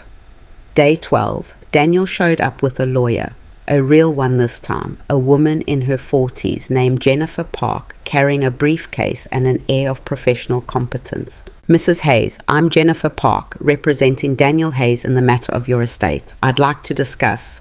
No. Mrs. Hayes, I understand you're upset, but making rash decisions about significant assets isn't in anyone's best interest. If you'll just, I have a lawyer, talk to her. I tried to close the door, but Jennifer put her hand out. Mrs. Hayes, Daniel is prepared to file for conservatorship. We have documentation from Dr. Rao suggesting you're experiencing cognitive decline. We have witness statements about erratic behavior. We have file whatever you want, you'll lose. Will we? Jennifer's expression was sympathetic but firm. Juries are sympathetic to adult children trying to protect elderly parents from making harmful decisions, especially when those decisions seem motivated by spite rather than sound judgment. I'm not elderly, I'm not declining, and my decisions are sound. You're selling your house for below market value and giving away millions to charity while your own son gets nothing. How is that sound judgment? It's my money. I can do what I want with it. Not if a court determines you lack capacity. Jennifer pulled papers from her briefcase. This is a petition for emergency conservatorship. We're filing it today. There'll be a hearing within 2 weeks. At that hearing, a judge will decide whether you're competent to manage your own affairs. My stomach dropped. You can't do this. We can and we are, and if the judge rules in our favor, Daniel becomes your conservator. which means he'll have the authority to reverse your will changes, cancel the house sale, and make all financial decisions on your behalf. She handed me the papers. You should retain counsel. They left. I stood there holding papers that might as well have been a death sentence, because even if I won, even if Patricia could prove I was competent and Daniel's petition was denied, the fight would be public, expensive, humiliating, and it would prove Vanessa right. I'd be alone, fighting my own son in court, while everyone watched and judged and decided which side of the crazy mother-in-law versus worried son narrative to believe. I called Patricia. She answered on the first ring. They're filing for conservatorship. I know. Jennifer Park called me as a courtesy. Eleanor, this is serious. If they can convince a judge, they won't. We have documentation, the psychiatric evaluation, we also have a son who'll testify that you're acting irrationally, a daughter-in-law who'll describe your paranoid accusations, witnesses from the wedding who'll say you seemed confused, Dr. Rao who'll offer his professional opinion about age-related cognitive decline. But I'm not declining. I know that, you know that, but perception matters in court, and the perception they're building is of a grieving widow who's unraveling under stress and making destructive decisions. So what do I do? Silence. Then you fight. You show up at that hearing coherent, calm, and completely in control. You demonstrate sound judgment. You explain your reasons for the will change and house sale in ways that sound rational, not emotional. And you pray the judge sees through their manipulation. And if the judge doesn't, then Daniel becomes your conservator and everything you've worked for disappears. I couldn't breathe, couldn't think. This was worse than the hair, worse than the wedding, worse than any of it, because if Daniel got conservatorship, I'd lose everything. My autonomy, my choices, my freedom.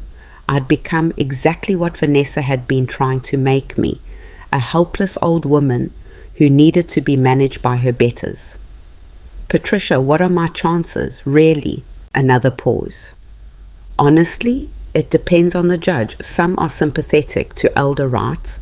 Some prioritize family protection. But Eleanor, the fact that you're changing your entire life so drastically right after a traumatic event doesn't help our case. It looks impulsive, unstable. So I should have just accepted what Vanessa did? Let them walk all over me? No. But you also didn't have to burn everything down quite so thoroughly. There's a middle ground between being victimized and scorched earth. It's too late for middle ground now. Yes, Patricia agreed. It is. That night was the darkest I'd experienced since Tom died. I sat in my half-packed house, surrounded by boxes of memories I was abandoning, holding papers that threatened to steal my autonomy, facing a future I couldn't control. For the first time since this all started, I wondered if I'd made a mistake, if I'd been too hasty, too absolute, if there was a way to undo what I'd done and find some kind of peace with my son. Then I remembered Vanessa's face in the parking lot, the cold satisfaction when she'd admitted cutting my hair, the promise that I'd die alone and forgotten. And I remembered Daniel's voice when he'd said I'd never been a good mother. The way he'd looked at me like I was a burden he'd been carrying his whole life. No, I hadn't made a mistake. I'd made the only choice I had left. I just had to survive long enough to see it through. The house closed on day 14. I signed papers in Patricia's office while Daniel and his lawyer filed their emergency conservatorship petition across town. It was a race, essentially. Could they get a judge to freeze my assets before I transferred them out of reach? I won. Barely. The title transferred at 3 in the afternoon. By 3:30, the $400,000 was in my account. By 4, I'd wired instructions to transfer half to the Women's Shelter Trust and the other half to a new account I'd opened in Portland. By 4:15, I had nothing left in this town except the clothes I'd packed and a storage unit full of boxes I might never see again. Patricia looked exhausted when I finished. That's done then. The money's protected. Even if the judge grants conservatorship, it's already transferred to the charitable trust. Daniel can't touch it. And the house? Belongs to the Miller family. As of an hour ago, Daniel could theoretically challenge the sale, claim you weren't competent when you signed, but it would be messy and expensive and probably unsuccessful. So I'm free. Legally, yes. But Eleanor, she hesitated. The conservatorship hearing is still happening. If you don't show up, the judge will rule in Daniel's favor by default. You need to be there. When? A week from today. Can you make it back? I thought about Portland, about the furnished apartment I'd rented sight unseen, the new life I was building in a city where no one knew me. Coming back meant facing Daniel again, facing Vanessa, facing a courtroom full of people who'd decide whether I was sane enough to manage my own life. I'll be there. I left Patricia's office and drove to the storage facility where I'd stashed everything I couldn't carry. Looking at those boxes, 30 years of accumulated existence reduced to a 10 by 10 concrete room, I felt something break loose inside me. Not grief exactly, something colder and more final than that. This was really happening. I was really leaving. The house where I'd raised my son was owned by strangers now. The money I'd saved was going to help women I'd never meet, and I was driving away from everything I'd ever known to start over in a city I'd chosen almost at random. The smart thing would have been to stay at a hotel, to keep a low profile until the hearing.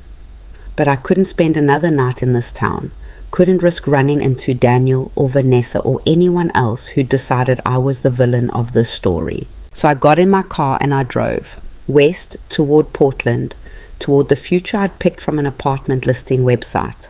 I drove through the night with my suitcases in the trunk and my mother's jewelry box in the passenger seat and nothing else except the determination to survive this. I made it to Portland by dawn. The apartment was in a neighborhood I'd never heard of, in a building that looked older than the photo suggested. The landlord met me in the lobby, a tired-looking woman named Donna, who clearly thought I was crazy for renting a place without seeing it first. "You sure you want this one?" she asked as we rode the elevator to the 3rd floor. "I've got a nicer unit on 5, just came available. This one's fine." It wasn't fine. It was small and dark and smelled like the previous tenant had smoked for 40 years. The furniture was mismatched and worn. The view was of a parking lot. Everything about it was depressing, but it was mine, and more importantly, it wasn't there. I unpacked my suitcases, hung my clothes in the closet, put my mother's jewelry box on the dresser, tried to convince myself this was freedom, not exile. My phone rang. Daniel. I'd changed my number, but he'd gotten the new one somehow. Patricia probably, or the storage facility, or one of a dozen other places I'd had to leave forwarding information. Mom, I know you're there. Pick up." I didn't pick up. I listened to his voice on voicemail after the call ended. "Mom, please, we need to talk about this, about the house, the money, everything.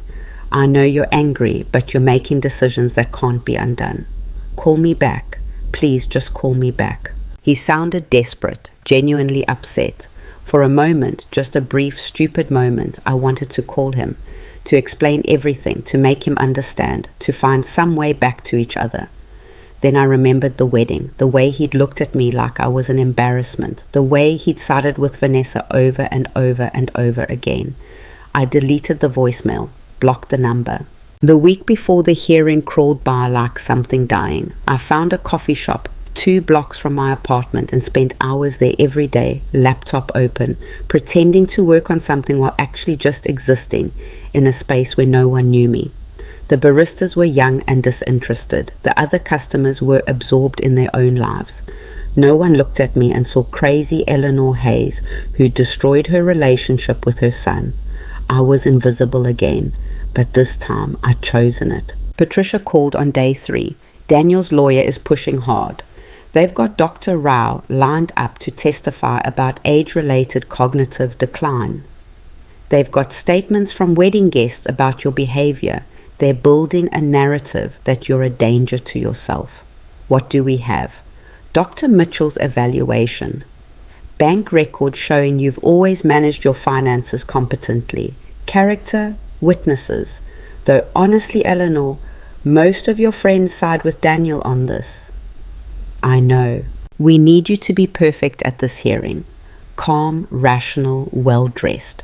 You need to explain your decisions in ways that sound reasonable, not emotional. Can you do that? Could I? Could I stand in front of a judge and calmly explain that my daughter-in-law had mutilated me and my son had called me crazy and I'd decided to give away millions of dollars rather than let them have it? Could I make that sound sane? I'll try. Eleanor, try isn't good enough. If you lose this, you lose everything. Your autonomy, your choices, your ability to make decisions about your own life. Daniel will control all of it. Do you understand what that means? Yes. Then be ready. And for the love of everything, don't say anything to Daniel or Vanessa before the hearing. No confrontations, no arguments, nothing they can use against you. Too late for that advice, because on day 5, Vanessa found me. I don't know how. Maybe she tracked my credit card. Maybe she'd hired a private investigator. Maybe Daniel had connections I didn't know about. But I came back to my apartment from the coffee shop, and she was sitting in the lobby, looking perfectly composed in her expensive coat and designer bag. Hello, Eleanor? My keys almost slipped from my hand. How did you find me? Does it matter? She stood, smoothed her coat. We need to talk. No, we don't. Get out. I'm not leaving until you hear what I have to say. She gestured to the seating area. 2 worn chairs and a table with ancient magazines. 5 minutes, that's all I'm asking. Every instinct screamed at me to walk away, to call building security, to call Patricia, to do anything except engage with this woman who'd already done so much damage. But I was tired, and some part of me wanted to hear what she'd come all this way to say. I sat. She sat across from me, crossed her legs, and studied me with those cold, calculating eyes. You look terrible, she said. Thanks. I mean it. You've lost weight. You're not sleeping. This crusade of yours is destroying you. What do you want, Vanessa? I want to offer you a deal. She pulled papers from her bag. Drop the will change, cancel the charitable trust, put Daniel back in your estate, and we'll drop the conservatorship petition. No, you haven't heard the full offer. If you do this, if you restore Daniel's inheritance, I'll convince him to rebuild your relationship. Family dinners, regular visits, involvement in our children's lives when we have them. You can be the grandmother you want to be. In exchange for my money, in exchange for doing the right thing. Daniel is your son. He deserves nothing from me. My voice came out harder than I expected. He made his choice. He chose you. He chose to believe your lies over my truth. He chose to let you humiliate me at his wedding and then gaslight me about it. So no, he doesn't deserve my money or my house or anything else I've spent my life building. Vanessa's expression shifted. The mask slipped just slightly. You really don't get it, do you? This isn't about deserving. This is about power, about who gets to control the narrative. And right now, you're losing. Am I? Yes, because even if you win at the hearing, even if the judge rules you're competent, you've already lost Daniel. He hates you now, really hates you, the way he talks about you. She smiled, cruel and satisfied.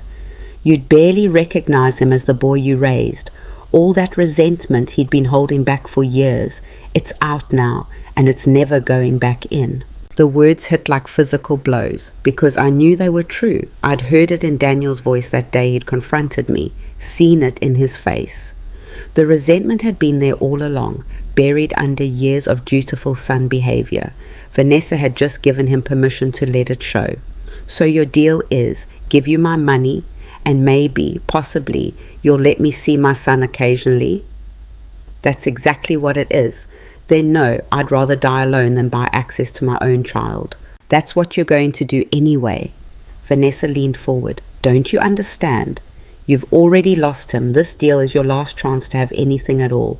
After the hearing, after the judge rules, regardless of which way it goes, Daniel will be done with you.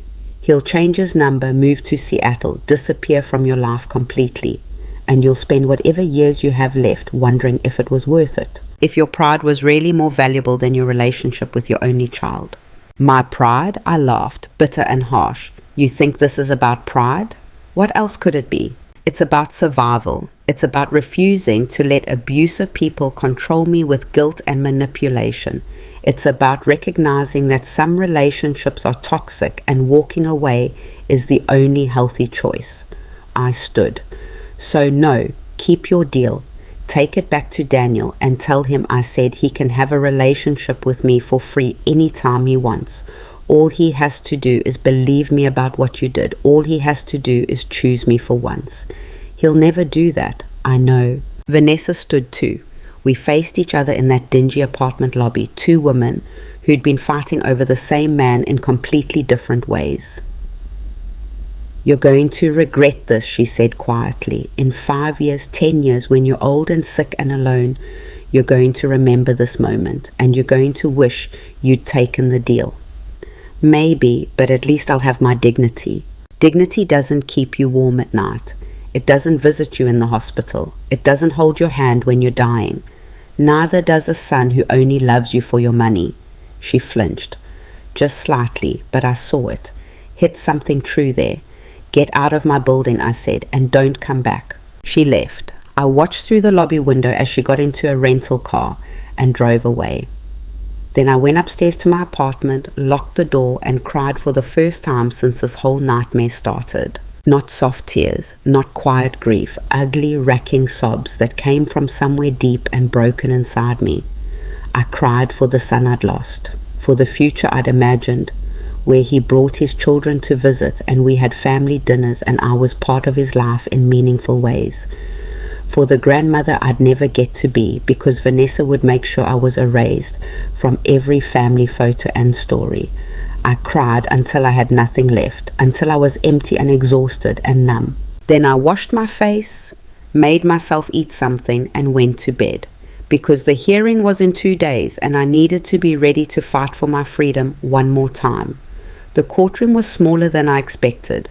Just the judge, a court reporter, Patricia and me on one side, Daniel and Jennifer Park on the other. No jury, no audience. Just a tired-looking judge in her 50s who'd probably heard a dozen cases like this already this week. Daniel looked worse than he had at the house, thinner, older. There were shadows under his eyes that makeup couldn't hide. When I walked in, he looked at me with something that might have been hope or might have been hate. I couldn't tell any more. All rise, the bailiff said, and we stood as Judge Monica Freeman entered and took her seat. This is a hearing on the petition for emergency conservatorship filed by Daniel Hayes regarding Eleanor Hayes.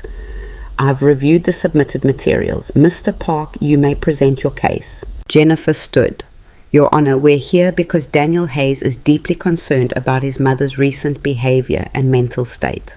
Over the past 3 weeks, Mrs. Hayes has sold her home for below market value, changed her will to disinherit her only child, transferred significant assets to charitable trusts, and relocated to another state without planning or preparation.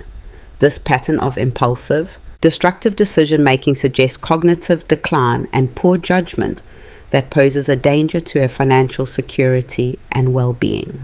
She presented evidence. Dr. Rao's written statement about age-related cognitive changes and the stress of widowhood. Testimony from wedding guests about my confused state. The hairstylist's statement, heavily coached by Vanessa, I was sure, about how my hair had been cut in a way consistent with self-harm. Bank records showing the rapid movement of money. Then Daniel took the stand. Mr. Hayes, please describe your mother's behavior over the past several months. Daniel swallowed hard. She's been different since my dad died. More withdrawn, more suspicious. She never liked my fiancé, my wife now, and she got worse as the wedding approached. She started making accusations, saying Vanessa attacked her, saying we were trying to steal from her.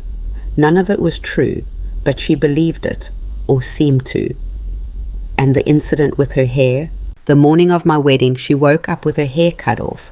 She immediately blamed Vanessa, but the hairstylist said it looked self-inflicted, and my mom has no memory of doing it, which suggests, his voice cracked, which suggests something's really wrong.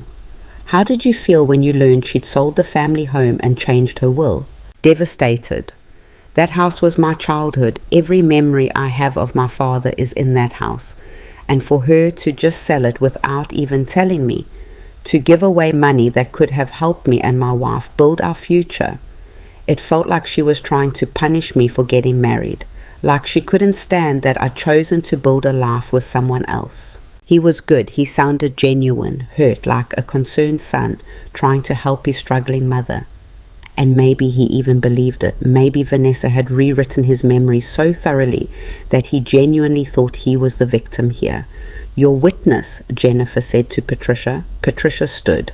She looked calm, professional, completely in control.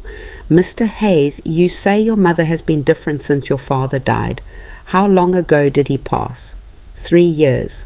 "And in those 3 years, has she managed her finances successfully?"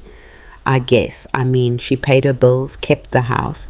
Has she missed mortgage payments? Fallen for scams? Made reckless purchases?"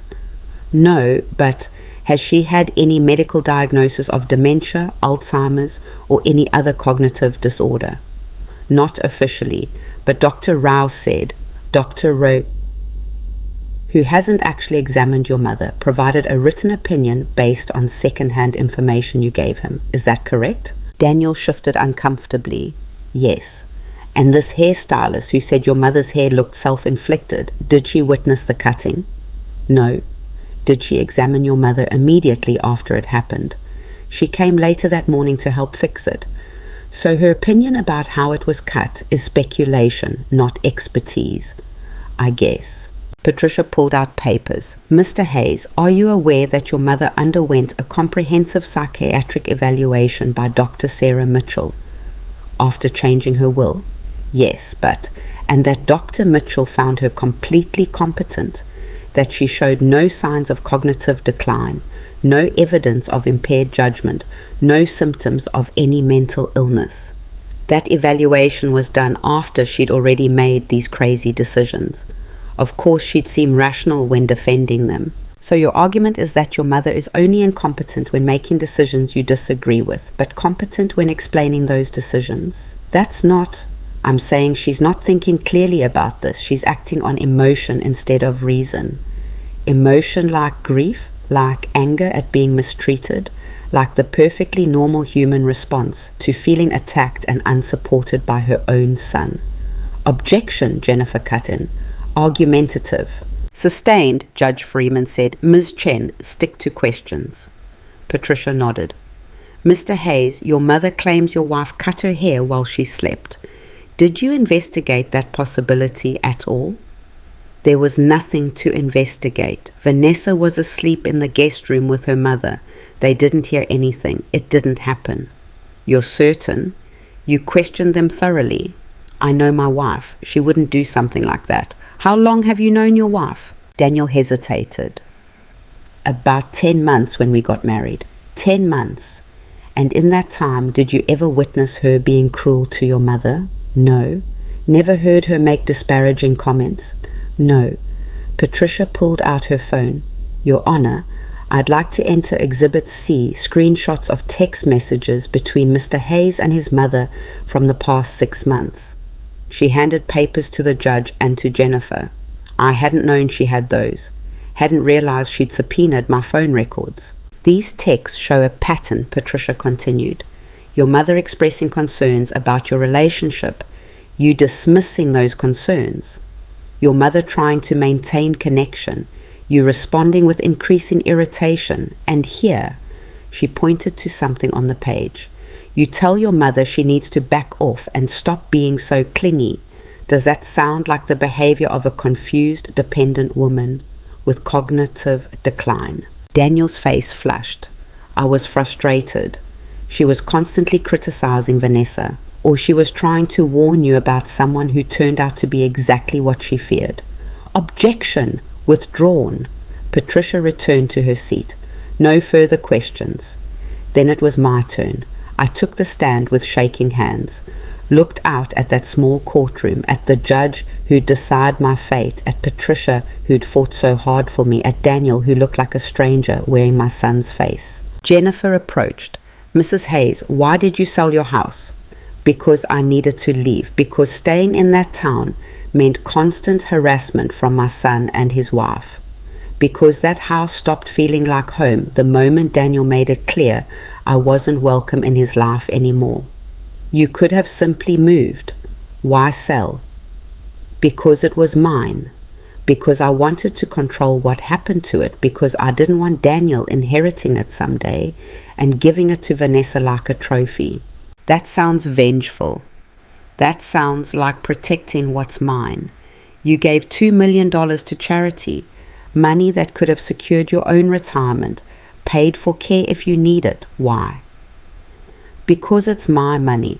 Because I'd rather see it help women escaping abusive situations than watch it fund the life of someone who abused me. You believe your daughter-in-law abused you. I know she did. She cut my hair. She publicly suggested I needed institutional care. She told me to my face she wanted to erase me from Daniel's life. That's abuse. But no one else witnessed any of this. Abusers are careful. They do their damage in private. Then they convince everyone the victim is crazy. Jennifer's expression softened, going for sympathy. Mrs. Hayes, isn't it possible you're misremembering, that stress and grief have confused? No. Isn't it possible that you're so afraid of losing your son that you've created a villain to blame? I didn't create anything. I just finally stopped pretending everything was fine when it wasn't. You're not concerned about your future, about what happens when you're older and need help. I'm 58. I've got a decade or more before I need to worry about that, and when the time comes, I'll handle it myself. I don't need a son who only visits out of obligation. Jennifer went back to her seat. Patricia approached. Eleanor, why did you change your will?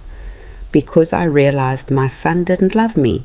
He loved the idea of inheriting my money, and I wasn't going to let him profit from treating me like garbage. That's harsh.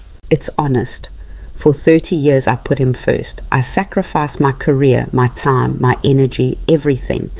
I made sure he had every opportunity. And the moment I needed him to believe me about something that mattered, he chose to call me crazy instead. Do you regret changing your will? I looked at Daniel, at the son I'd raised and lost, at the man who'd picked his wife of 10 months over his mother of 32 years. No, I don't regret it. I regret that it was necessary, but I don't regret protecting myself. Patricia nodded. No further questions. Judge Freeman looked tired. I'll take a brief recess to review the evidence. We'll reconvene in 15 minutes. Those 15 minutes felt like hours. I sat with Patricia in the hallway while Daniel and Jennifer huddled on the other side. We didn't look at each other, didn't speak, just existed in the same space while a stranger decided whether I got to keep control of my own life. Finally, the bailiff called us back. Judge Freeman looked at both of us. I've reviewed the evidence and testimony. This is a difficult case. On one hand, Mrs. Hayes has made significant life changes in a short period. On the other hand, she has the legal right to make those changes, and there's no medical evidence of cognitive impairment. My heart pounded. The psychiatric evaluation by Dr. Mitchell is compelling. Mrs. Hayes presents as articulate, coherent, and capable of explaining her reasoning. Her decisions may seem extreme, but they're not irrational given her described circumstances. And importantly, there's no evidence of financial exploitation or self-neglect. She paused. Therefore, I'm denying the petition for conservatorship. Mrs. Hayes retains full legal capacity to manage her own affairs. The relief hit me like a wave. I sagged in my chair, barely holding myself together. However, the judge continued, I'm troubled by the situation. This family is clearly fractured, and while I can't force reconciliation, I strongly encourage both parties to seek family counseling. What I've heard today suggests deep hurt on both sides that won't heal through legal battles. She banged her gavel. Case dismissed.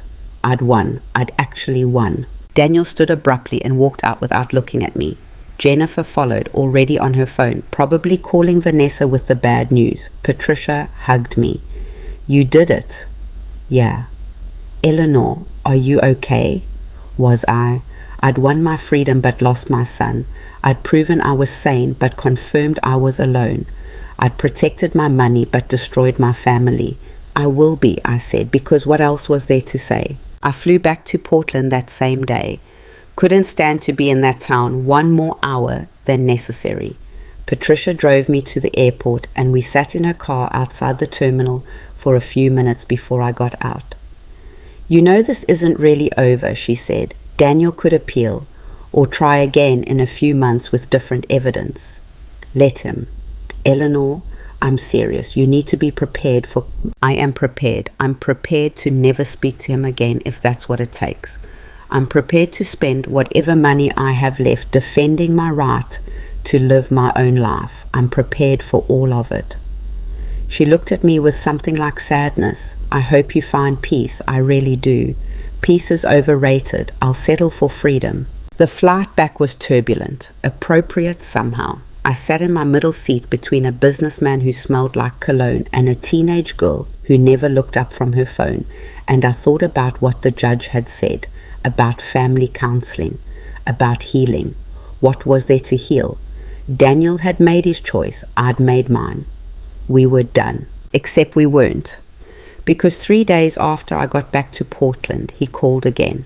Different number this time. I should have let it go to voicemail, should have blocked it immediately. But something made me answer. What do you want?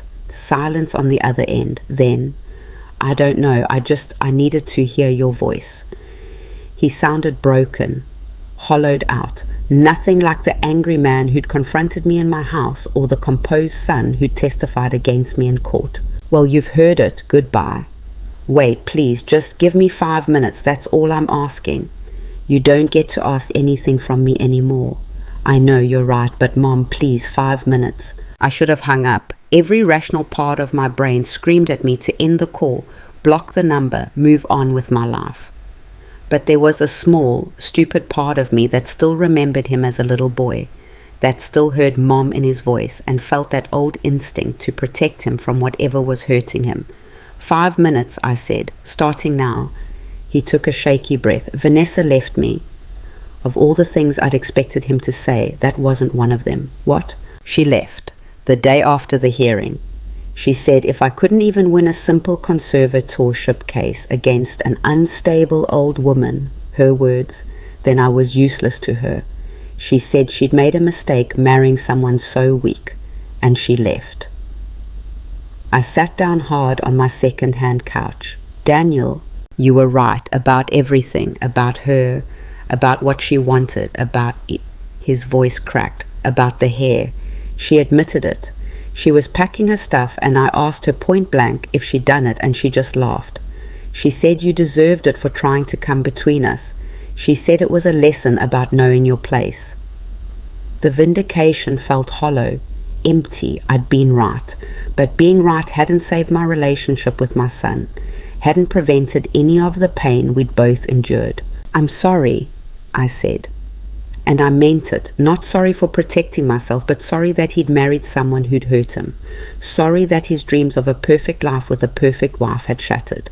Sorry for the way this had to happen. I don't deserve your sympathy. I called you crazy.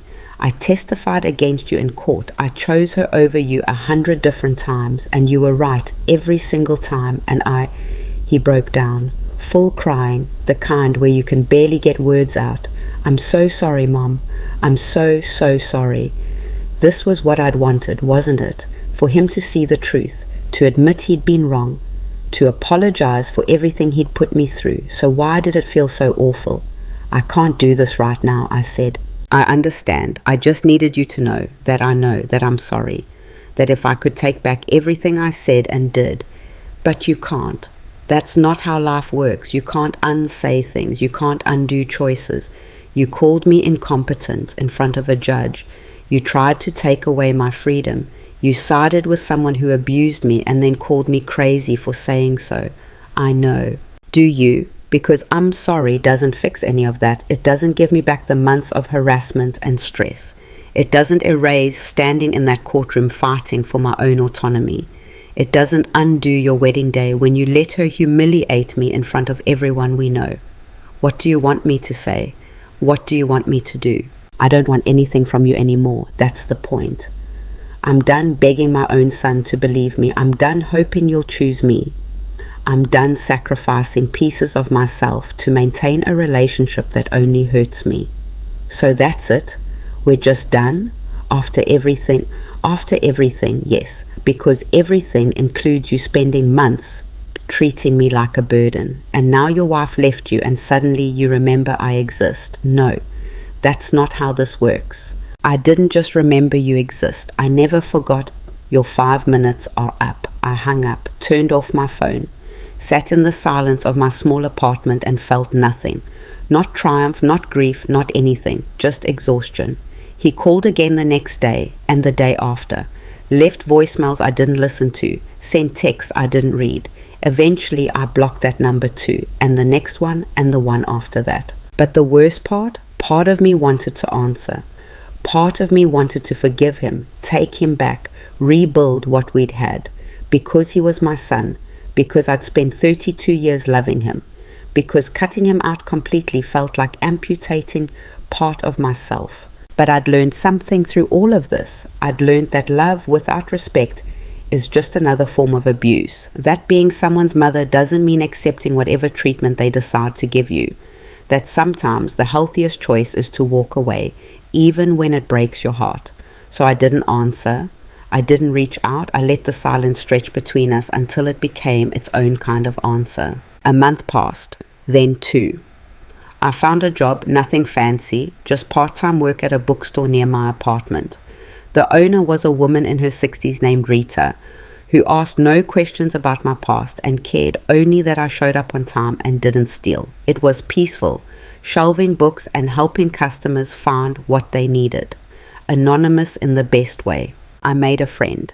Her name was Joyce, and she came into the bookstore every Tuesday like clockwork, always looking for mystery novels. She was 73, sharp as hell, and she didn't take any nonsense from anyone. "You've got sad eyes," she said the 3rd week I helped her. "Husband leave you?" "Son? Ah, that's worse. You can divorce a husband. Can't divorce a child. You can stop talking to them." "That's not the same thing." She looked at me over her reading glasses. "You want coffee, real coffee, not that bookstore crap." We went to a diner down the street. She ordered pie with her coffee and didn't ask permission to order me pie too. "So your son's an asshole," she said matter-of-factly. "Join the club. My daughter hasn't spoken to me in 12 years. Something about me not supporting her divorce. Like I was supposed to cheer while she threw away a perfectly good marriage because she wasn't fulfilled. Do you miss her?" "Every day. Do I regret standing my ground? Not for a second." She ate her pie with precision, making sure every bite had the right ratio of crust to filling. People think family means accepting whatever behavior gets thrown at you. That's bullshit. Family should mean mutual respect. When it doesn't, you get to walk away. Even if you're the parent, especially if you're the parent, you think you're doing your kids favors by letting them treat you like garbage. You're teaching them they can abuse people who love them. Best lesson I ever taught my daughter was that actions have consequences. Shame she never learned it. Something about Joyce's matter-of-fact bitterness was comforting. She wasn't pretending everything was fine. She wasn't spouting platitudes about forgiveness and healing. She was just honest about the fact that sometimes families break and don't get fixed. We started having coffee every Tuesday, then lunch on Saturdays. Joyce introduced me to her book club, 6 women ranging from 65 to 80, all sharp and funny and living full lives without apology. They didn't ask about my past. When I eventually told them months later about Daniel and Vanessa and everything that had happened, they just nodded like they'd heard similar stories a dozen times. "My son tried to put me in a home," one of them said. "Wanted to sell my house and use the money for his business. I told him to go to hell. My daughter married a man who hit her," another shared. "I told her to leave. She chose him. Haven't seen my grandkids in 8 years." These women had survived their own family wars. They'd made hard choices and lived with the consequences, and they were okay. Not perfect, not without sadness, but fundamentally okay. I started to think maybe I could be okay too. 6 months after the hearing, I got a letter. Not from Daniel, from Vanessa's lawyer. A notice that she was filing for divorce and that Daniel had requested I be informed as a courtesy, like I cared about their marriage falling apart, like it mattered to me one way or another. But enclosed with the legal notice was a handwritten letter from Daniel. I almost threw it away without reading. Almost. But curiosity won. The letter was long, rambling, full of apologies and explanations and excuses. He talked about how Vanessa had manipulated him from the start, how she'd isolated him from his friends, convinced him his judgment was better than mine, made him doubt his own memories and perceptions, how he'd realized too late that everything I tried to warn him about had been true. He talked about the divorce, how Vanessa was demanding half of everything he had, which wasn't much since I'd cut him off, how she'd laughed when he told her he had no inheritance coming, how she'd called him pathetic and said she'd wasted a year of her life on someone worthless. He talked about therapy, about finally seeing a counselor who'd helped him understand the patterns in his relationship with Vanessa, the love bombing at the start, the gradual erosion of his boundaries, the way she'd turned him against anyone who might have helped him see clearly. And then he talked about me, about memories from childhood, about how I'd always been there, always supported him, always put him first, about how he'd taken that for granted, about how he'd convinced himself I was smothering when I was just loving him the way parents do. The last paragraph was the hardest to read. I know I don't deserve your forgiveness. I know I destroyed something that can't be rebuilt. But I need you to know that I see it now. I see what I did. I see what I lost. And I'm sorry. I'm so sorry. If you ever want to talk, if you're ever ready, I'll be here, waiting, for however long it takes. I love you, Mom. I never stopped, even when I acted like I did. I love you and I'm sorry, and I understand if you never want to see me again. I read that letter 3 times. Then I put it in a drawer and didn't think about it for 2 weeks. When I finally did think about it, late at night when sleep wouldn't come, I had to make a decision. Was this enough? Was an apology and an explanation enough to rebuild what we'd broken? The answer was no. But maybe it was a start. I wrote back, just a short email. I didn't have his new address and didn't want to ask for it. I kept it simple. Daniel, I got your letter. I appreciate the apology. I'm glad you're in therapy. I'm glad you're seeing clearly now. But I need you to understand something. What happened can't be undone. You can't testify that I'm incompetent and then take it back. You can't side with someone who abused me and then say you were manipulated. Those choices were yours, and they have consequences. I'm not saying never, but I'm not saying yes right now either. I need time, and I need to know that you've actually changed, not just that you're sorry because your marriage fell apart. If you want a relationship with me eventually, you're going to have to earn it. That means respecting my boundaries. That means accepting that I've built a life that doesn't include you.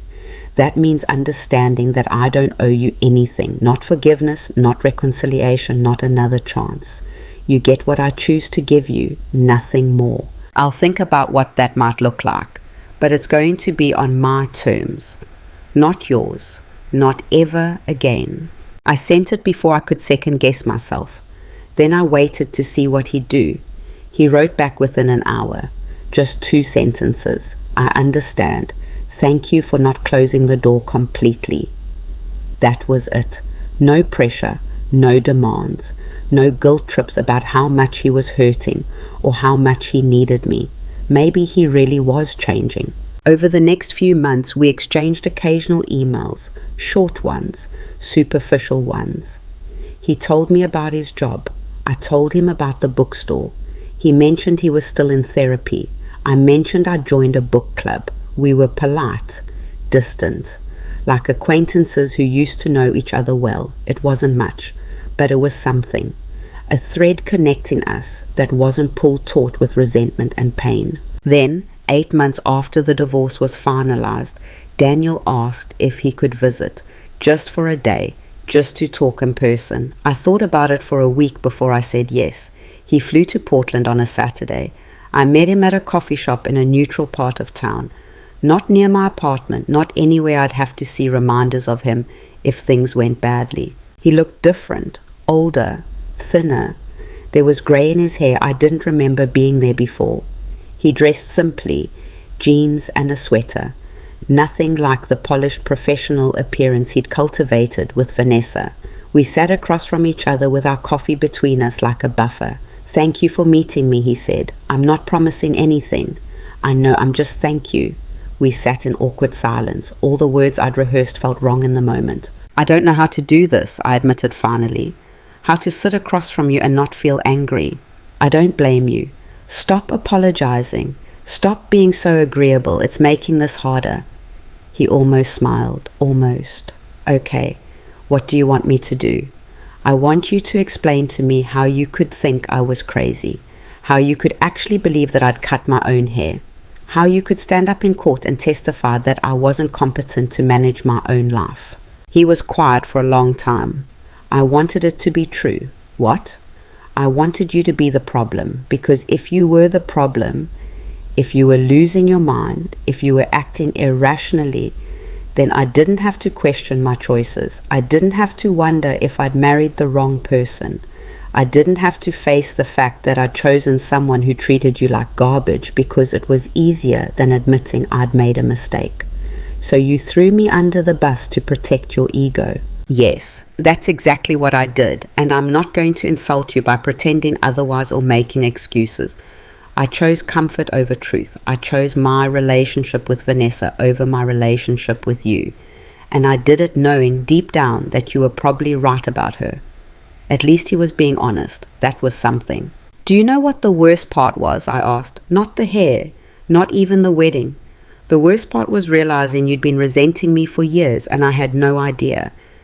That every sacrifice I made, every time I put you first, you were keeping score and deciding I'd failed you. That's not, It is true. You said it yourself in my living room. That I was always working, always tired. That I fell apart after your dad died. You've been building a case against me for years, haven't you? Collecting evidence of all the ways I wasn't good enough. And Vanessa just gave you permission to say it out loud." He looked down at his coffee. "Yes." "Why?" "Because it was easier than dealing with my own shit. Easier to blame you for not being perfect than to acknowledge I was struggling. When Dad died, I fell apart too, but I couldn't show it because I had to take care of you. And I resented that. I resented having to be strong when I wanted to grieve. And instead of dealing with those feelings like an adult, I buried them and let them turn into anger at you. So this is all my fault for grieving my husband? No. It's my fault for being too immature to handle my grief without making it about me, for not getting therapy back then when I needed it, for letting resentment build until it poisoned everything." We sat with that for a while. The coffee shop buzzed with other people's conversations, other people's normal Saturday afternoons where they weren't trying to decide if they could forgive their only child. "I'm seeing someone," Daniel said eventually. "Dating. Her name is Amy. She's a teacher, divorced, 2 kids. She's nothing like Vanessa, nothing like anyone I've ever dated, actually." "Why are you telling me this?" "Because I wanted you to know I'm trying to be different, trying to make better choices. I'm not expecting you to meet her or approve or anything. Just, I wanted you to know." "Good for you." He flinched at the coldness in my voice. "I also wanted to tell you about the money." "What about it?" "I don't want it, any of it. I know you changed your will and I'm not asking you to change it back. I'm telling you I don't want it. When you die, which I hope is decades from now, let it all go to charity. I don't deserve it. I don't want it. I just want you to know that anything we build going forward, it's not about that. You expect me to believe you don't care about $2 million? I expect you to believe that I care about having a mother more than I care about money I was never entitled to in the first place." I studied his face, looking for the lie, the angle, the manipulation, but I couldn't find it. He just looked tired and sad and sincere. "I don't know if I can forgive you," I said. "I don't know if we can ever have what we had before." "I know. I'm not asking for that. I'm just asking for a chance to prove I can do better, to show you that I've learned something from losing you." "What have you learned?" He thought about it. That love isn't something you deserve just because you exist. That relationships take work, and respect and choosing the other person every day, not just when it's convenient. That you can't treat people like garbage and expect them to stick around because you're family. That sometimes the hardest thing is admitting you were wrong and accepting the consequences. These were pretty words, good therapy words, but words were cheap. I'd learned that lesson the hard way. I need time, I said, a lot of time, years maybe, to see if you mean this, to see if you actually change, or if this is just guilt talking because you're alone and your life fell apart. I'll wait. And I need boundaries, real ones. You don't get to know where I live. You don't get to show up unannounced. You don't get to pressure me or guilt me or make demands. We communicate when I say we communicate. We see each other if I say we see each other. My life is mine now.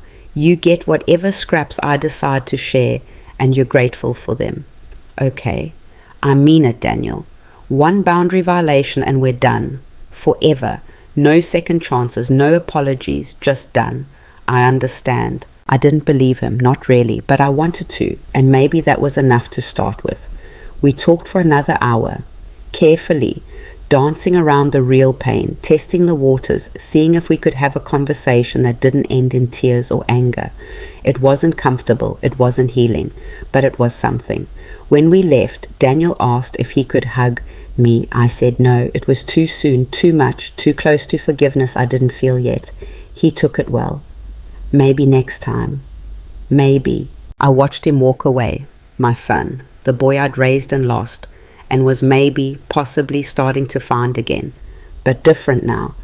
Both of us different. The old relationship was dead. If we built something new, it would be on new terms.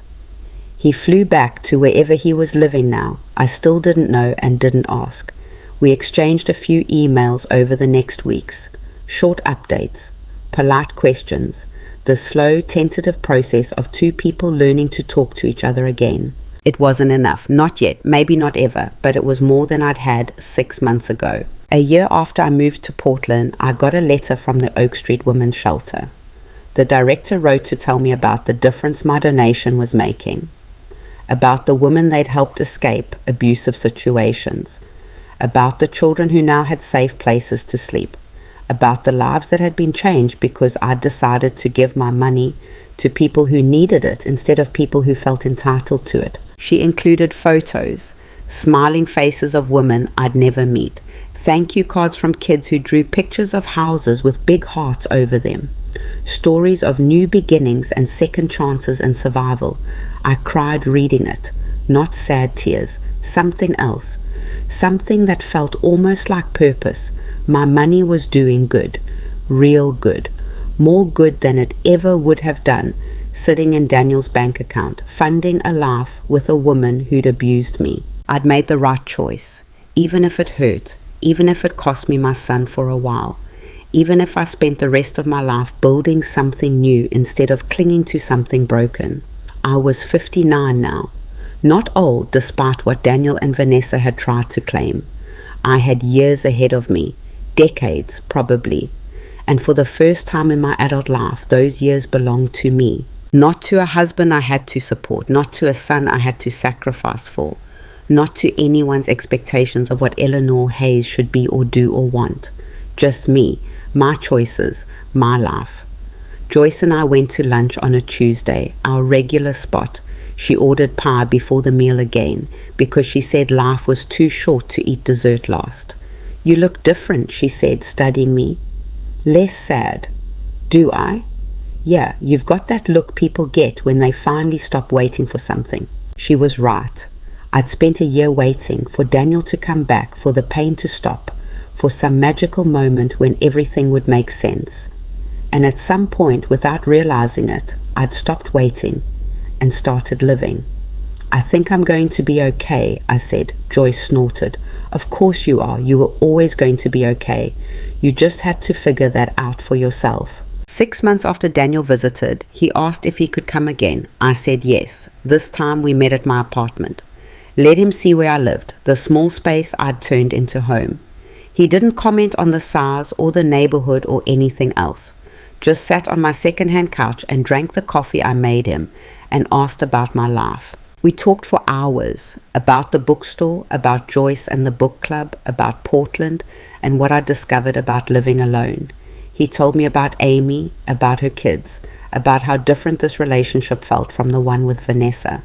I'm learning to recognize red flags, he said, the things I ignored with Vanessa, and I'm learning to communicate instead of just agreeing to keep the peace. Amy's patient with me. She knows about everything, about you, about what I did. She thinks I'm an idiot. Smart woman. He smiled, small but genuine. Yeah, she is.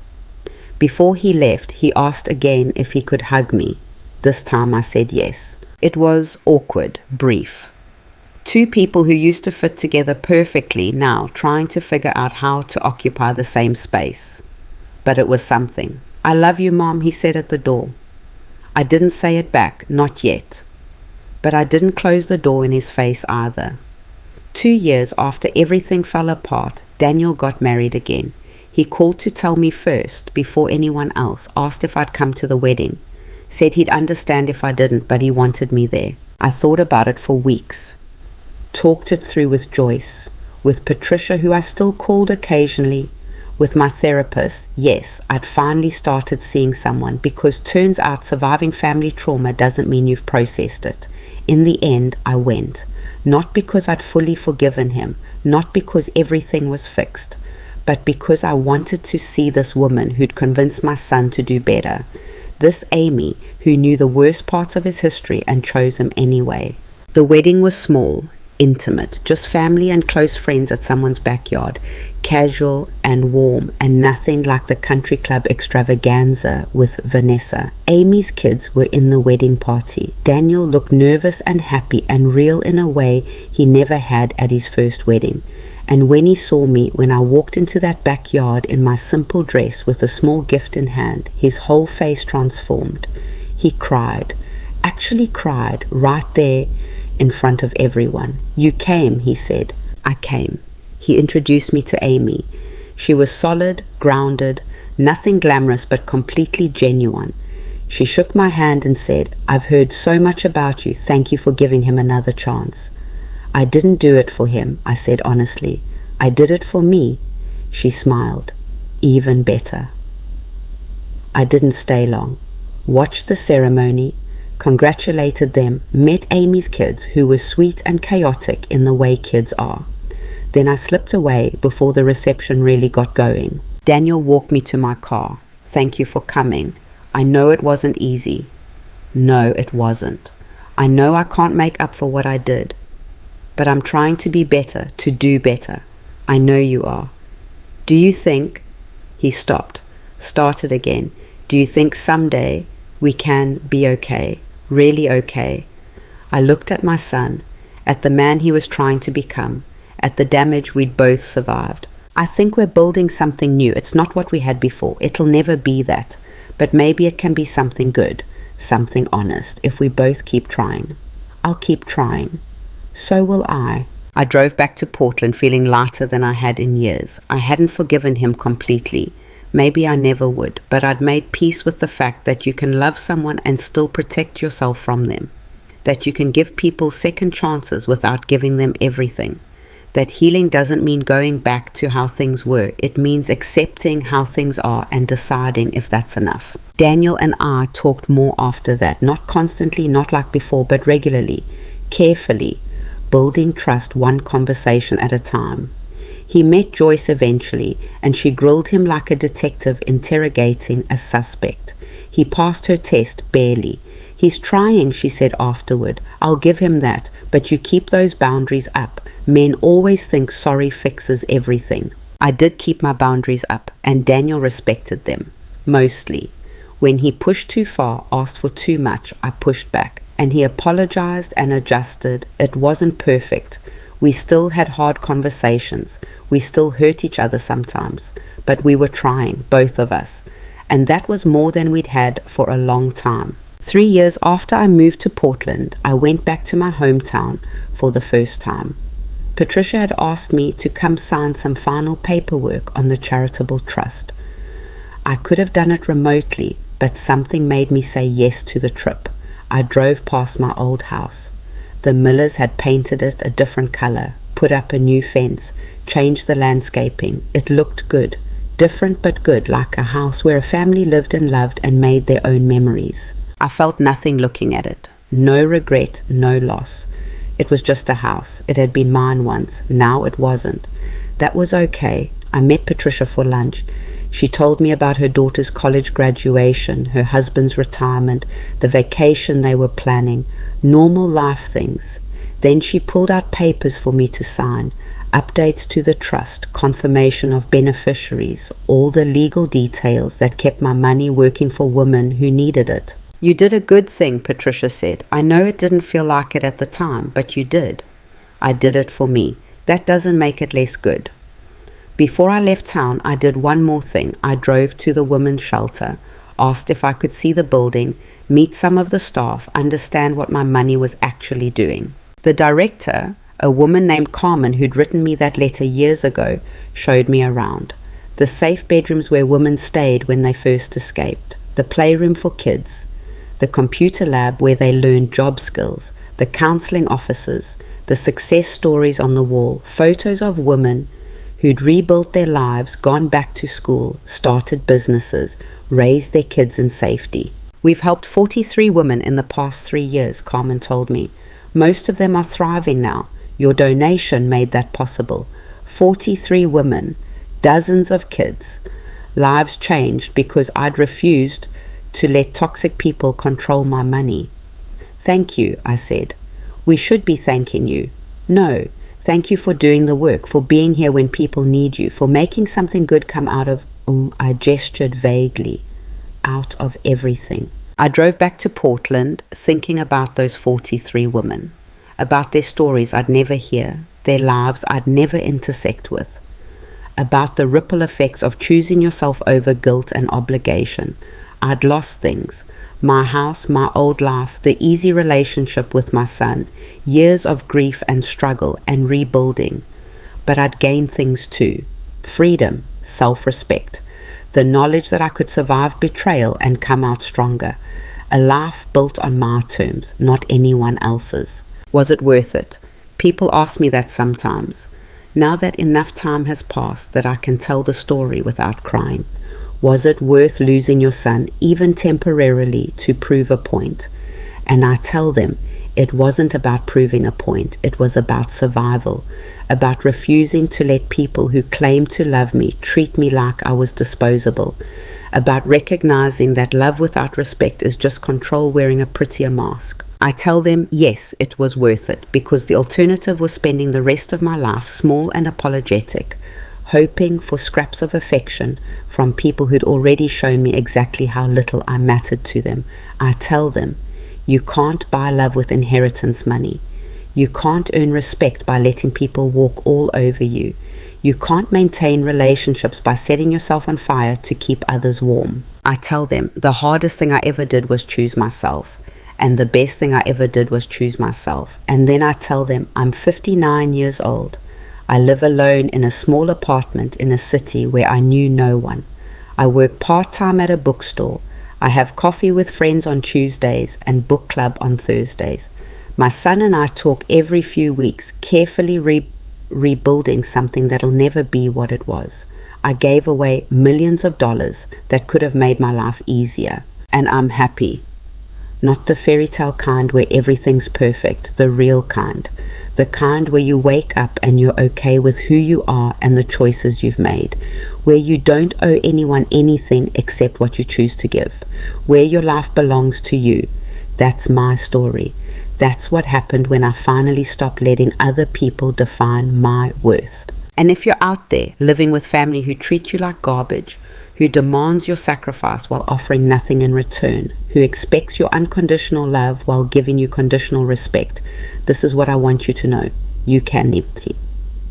You can set boundaries, you can choose yourself, and it will hurt like hell, and people will call you selfish, and you'll doubt yourself 1,000 times. But you can survive it. You can build something new. You can be okay. I promise you can be okay.